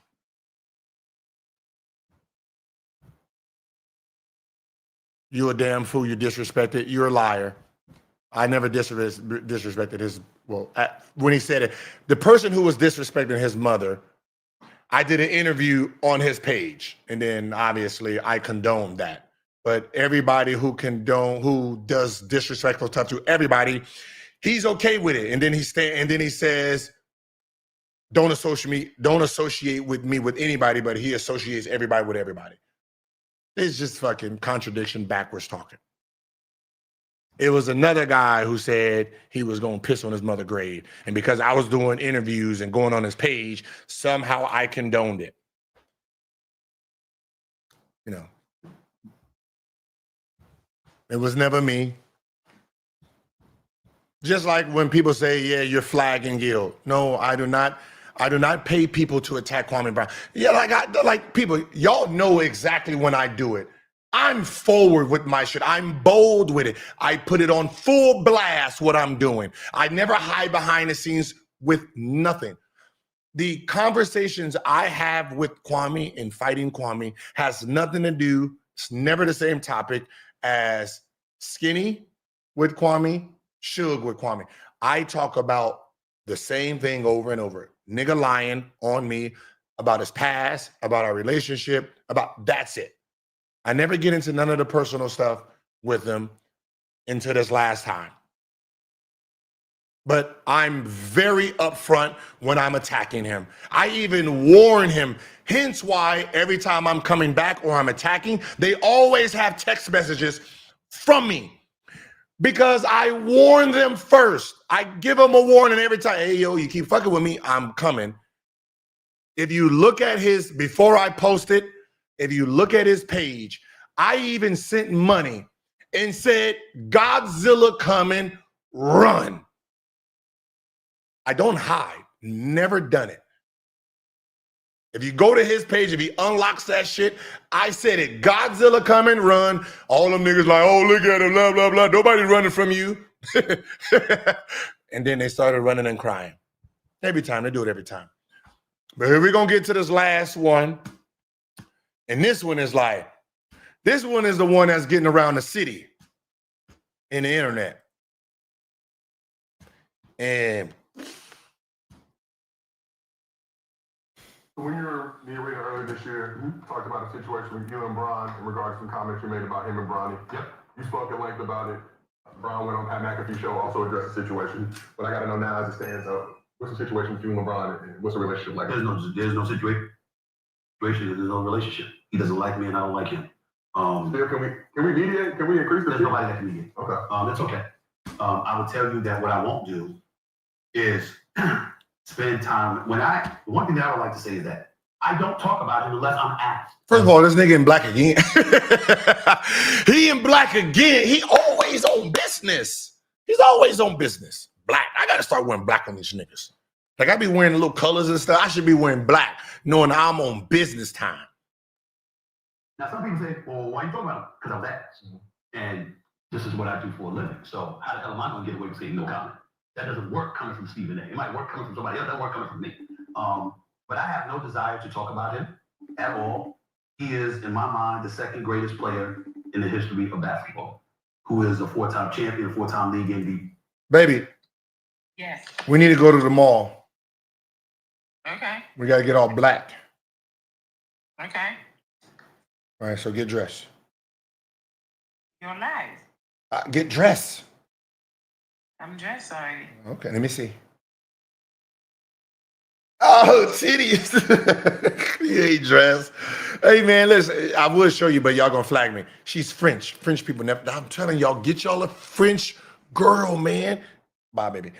They be naked all the time. It's their culture.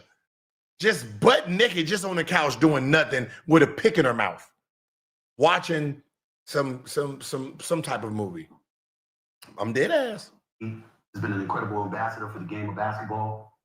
His respect has been earned, not given. And nobody can deny that.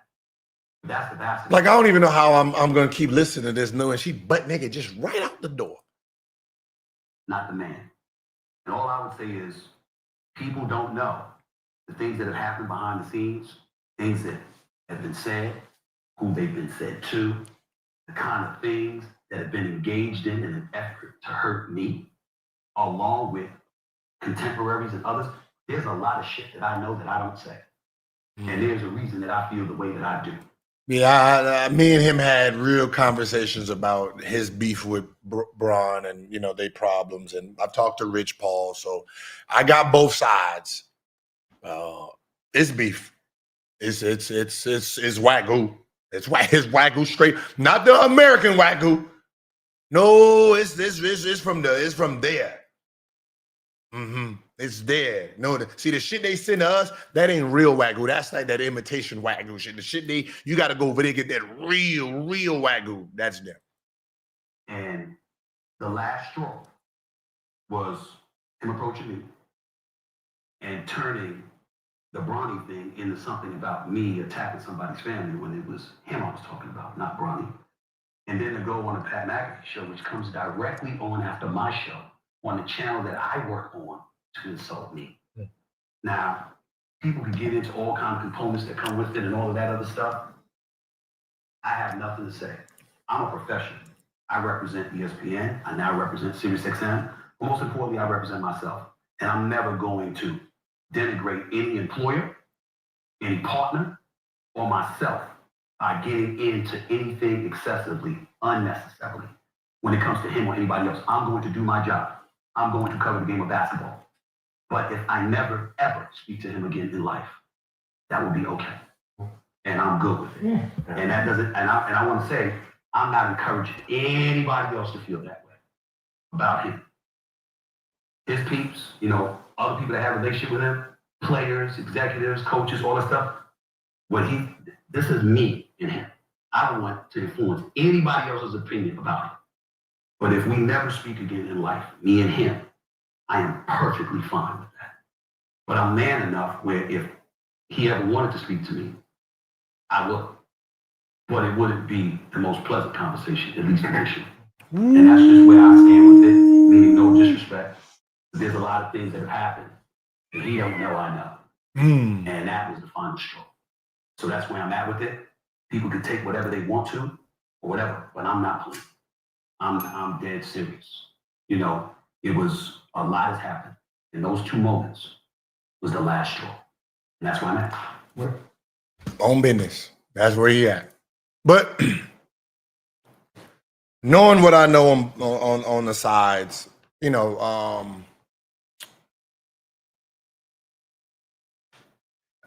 you got to remember Stephen A, Skip, you know, all of these guys from like the 90s, 2000, early 2090s. Remember who the idol was. And, you know, I don't want to bring up, you know, Kobe in this situation, but people don't realize what happened. 96, Jordan comes back. NBC comes back, obviously. They only around when Jordan's around. Every time Jordan leaves, they leave too. So they got a connection there. When Jordan retired in 98, he retired as a 3-time champ, 3-peat. Who was the next dynasty up? Now, I'm going to give y'all some information so y'all can understand, especially if you're a Kobe fan. Who was the next dynasty? Lakers, right? Who 3-peated? What shooting guard 3-peated? Wait, first of all, 96. What shooting guard was the next Jordan? Right? Kobe.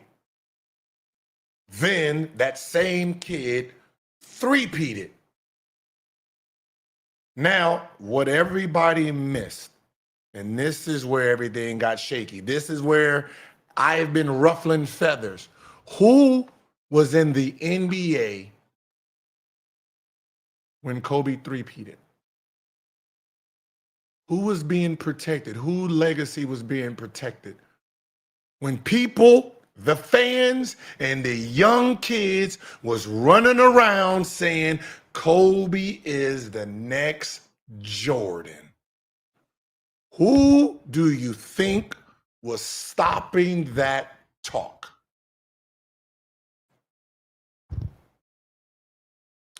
Who was in the NBA? MJ was in the Wizards. Do you think MJ or MJ's media was trying to hear anything about Kobe Bryant being better to Jordan or being compared to Jordan? Hence why you guys didn't remember who was pushing the narrative of sidekick talk. Now, does it seem like it all makes sense now? Jordan was in the NBA at that time, and you're talking about the next Michael Jordan. Who's better than Michael Jordan? There's going to be a 4-peat, 5-peat. All that shit was going on. And it was MJ's fan base and MJ's media who started throwing that narrative on Kobe.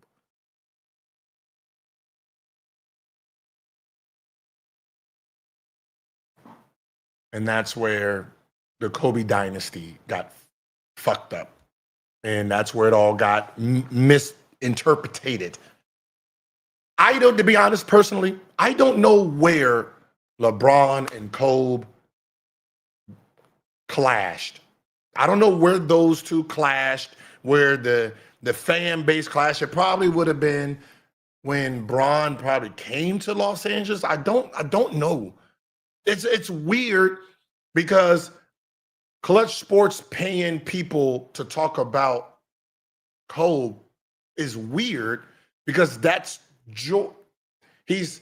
It seemed like most Kobe fans are using Jordan's fans' arguments that LeBron is paying people to push him as the GOAT. So I don't know where the Kobe fans started using that. That's the Jordan's fans' argument that LeBron is paying all these people to push him as the GOAT. So it all became weird. And like Jordan's argument and Jordan fans' argument is Clutch Sports. That is not the Kobe's argument. I don't know why Kobe fans are using Clutch Sports as an argument. That doesn't make sense. It doesn't make any sense. And you should know that if you look at the last the last poll where the media has Kobe 11th, and then the poll before that, the media has Kobe 10th. So I don't know what media is paying if the media has LeBron 2. So Clutch will be paying people to push him 1. Wouldn't that make more sense?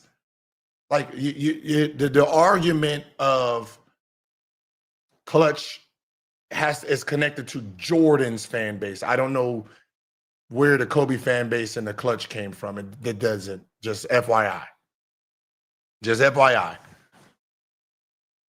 The Kobe is Robin to Shaq. That was Jordan. And this is why you Jordan and Kobe fans is weirdos right now, because the Kobe sidekick talk came from Jordan fans.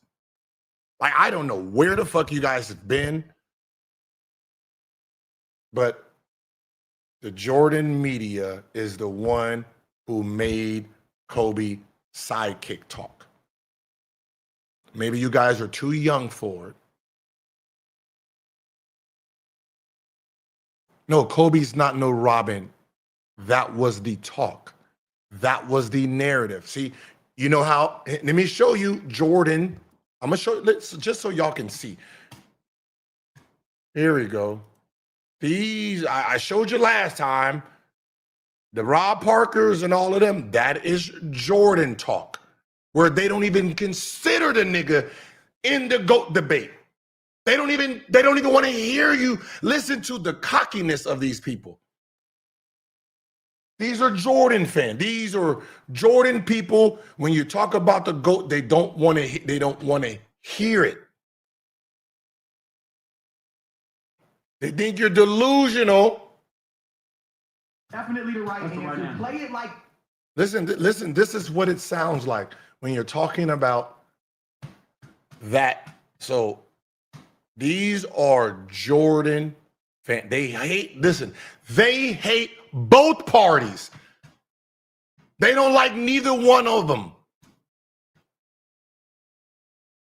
They don't like neither.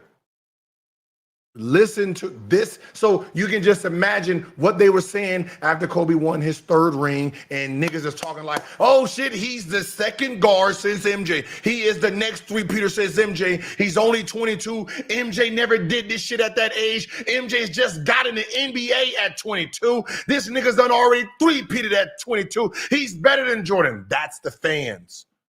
And these are the people who was combating that in real time. Listen to how it sounds. Kobe Bryant has been adamant about how he really doesn't care about the GOAT conversation. Listen to us. If you weren't really in the conversation, I wouldn't care either. Right. Listen to, if you wasn't really in the conversation, you wouldn't care either. That's these people's tones. They never even, these are fucking voters. They never even considered them in the conversation to even have the conversation. And that's what they did to a 22-year-old, 21-year-old, because MJ was in the NBA in real time.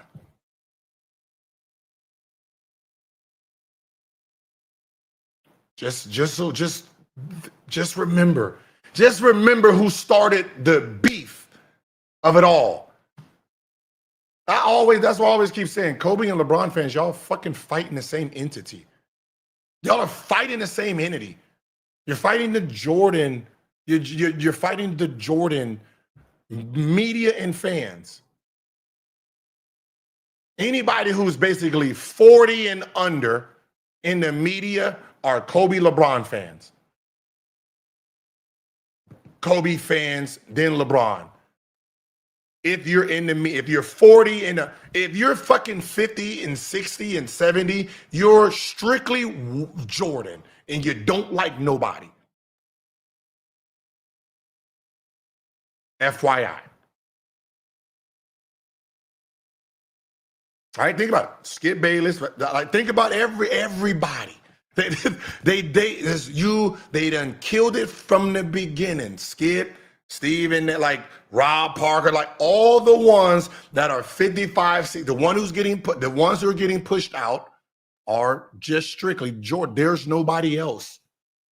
They killed Kobe. They killed Kobe's legacy really early in his career.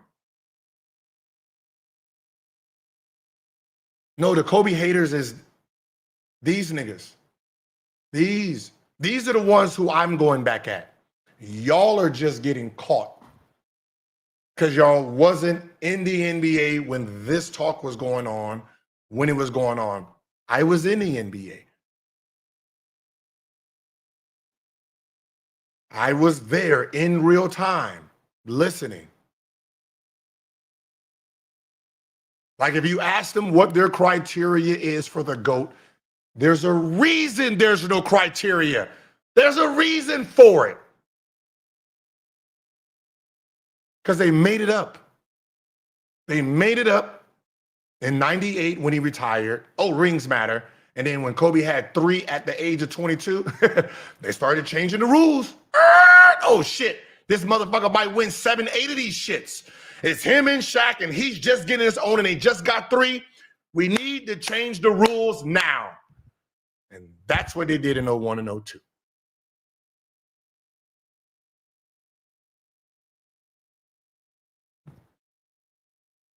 So, I don't know.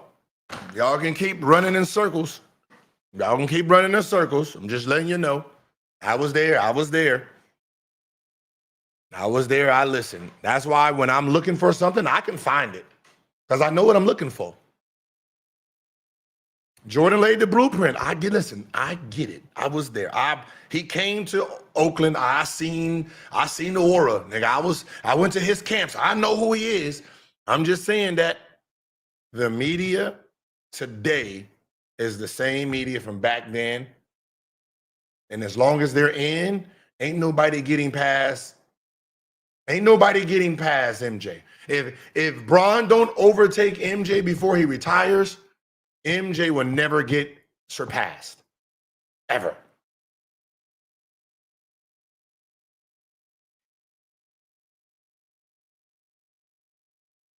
You know what? I don't know. I got to really think about that. Because the people who are hold on, let me think about this. Because the people who are voting are still all the older guys from back then, 90s, early 2000s, and all the players today is getting into media, even though a lot of us don't have credentials to vote yet. I think as you see Kobe 11 today, I can bet my money when most of these guys start retiring in 10, 15 years from now, I'm pretty sure once you get the me Stacks and all of the Lou Wills and all of these guys that retire and become the 50, 60-year-olds, when the voting is done 10 years from now, I think the people who are Kobe fans will be able to rewrite history and make it right. One of those voters ranked him 18. Yeah, and that's why I say, man, some of this shit needs to be public. They need to sit in a room and have the conversation, because if you're just doing it off a percentage and you're saying, all right, like this guy said, someone voted him 18.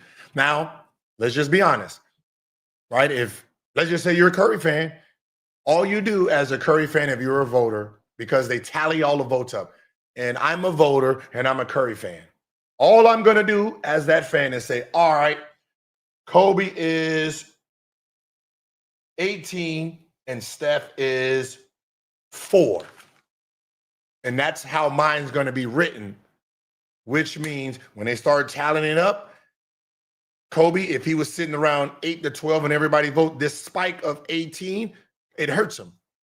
That's why it needs to be a committee. They sit down and they delegate. There has to be delegation. Just like they did the top 75 and they're voting and they're having there needs to be some delegation on the voting, so there can be some, wait, hold on, sir. How the fuck you have him 18? Explain this, please. Who is your 17? What criteria are you going by, sir, to have him 18? And that's the problem with the voting. You just put your votes in and then you just hand these shits in. So if you are biased to people, that's 21. 21. I thought, okay, so 21 double. So during the voting, they give us like, okay, Kobe, the lowest he was on somebody's voting chart was 4, and the highest he was 18 on somebody's vote. So somebody voted him 18, and the lowest he was 4th. So now think about if we're all sitting there and someone has him at 18. Everybody else will have to question that. Like, wait, hold on. Why do you have him 18? What are you going off of? What is your criteria for that? Make it make sense. See, since there's no checks and balances on things like that, that person gets away with that. And then those tally up comes in, and then they vote, and then they tally up the vote, and then, okay, oh shit, Curry jumped Kobe because of this. But if you look at any criteria, there's no criteria. Let me just be honest. There's no criteria that has Curry in front of Kobe today. There's nothing you can go off of, which means somebody fucking with voting and manipulating the voting on their side to do that.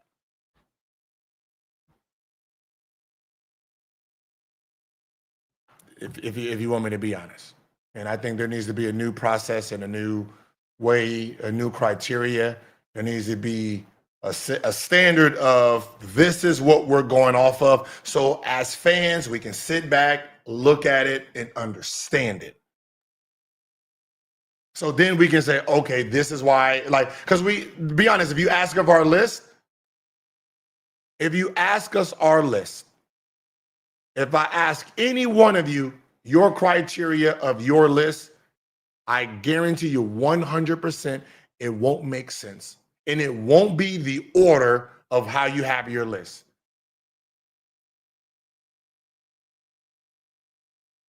Right? If I ask a Kobe fan, all right, what's your criteria?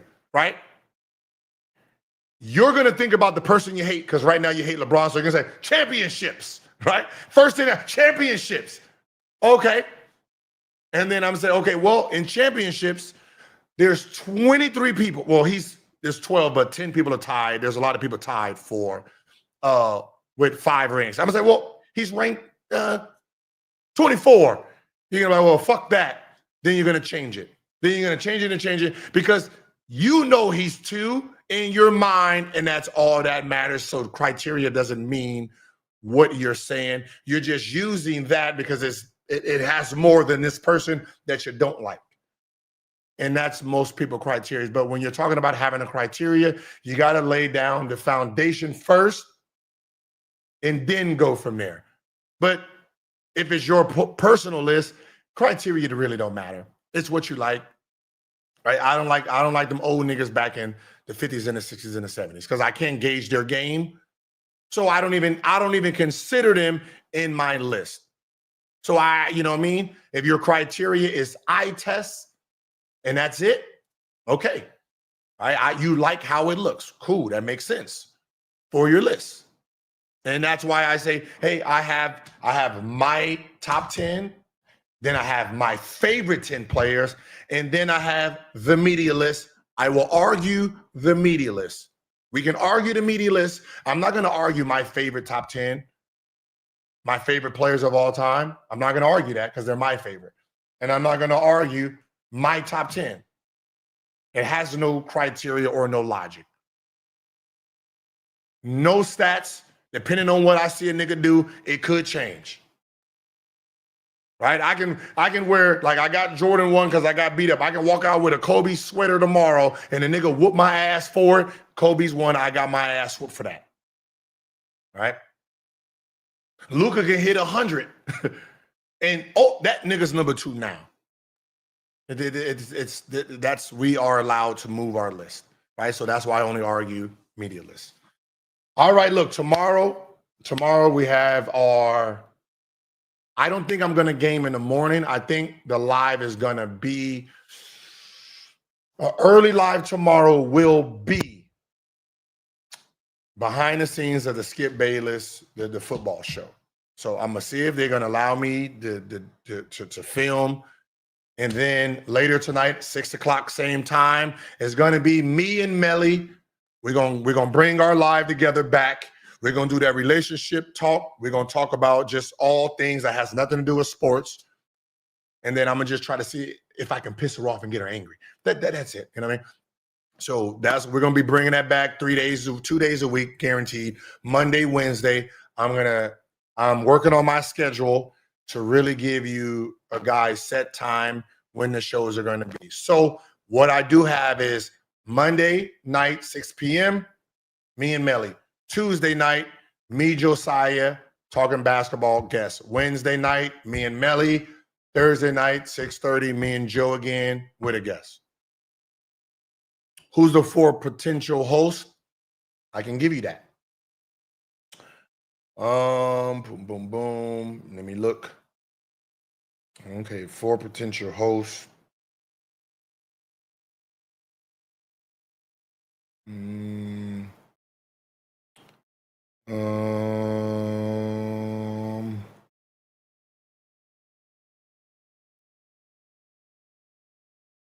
Let's see where they at.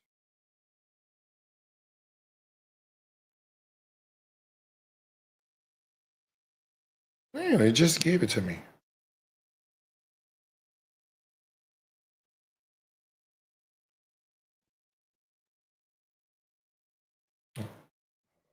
Okay, come on. Oh, you.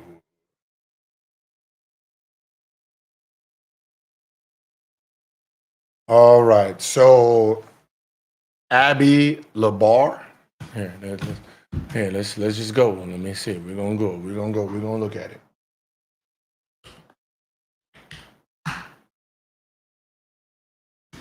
All right, here we go. Here, we're gonna do it together. So this is one.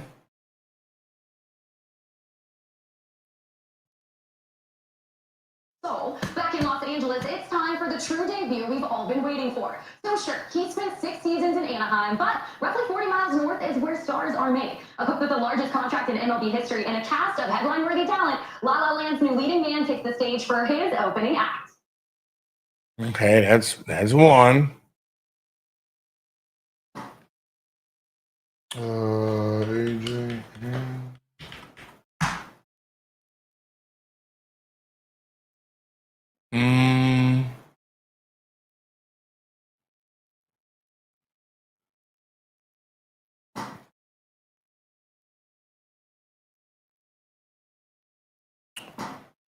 Is it not?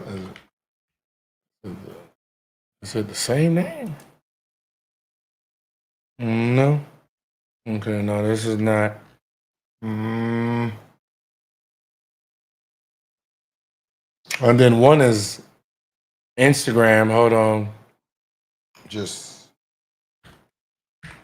Kinsey. And I think this is.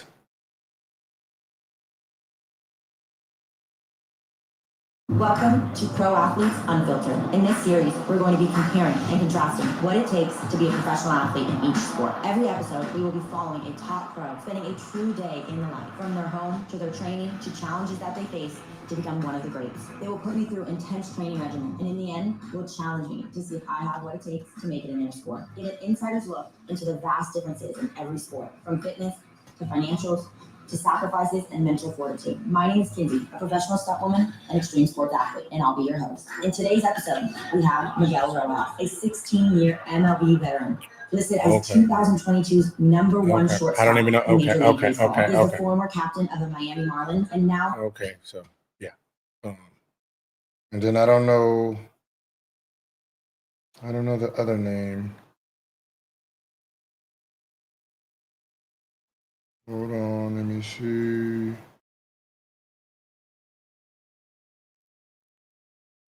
Oh, okay. Oh, she goes by the name of MJ. Okay, so we got this. Okay, hold on. So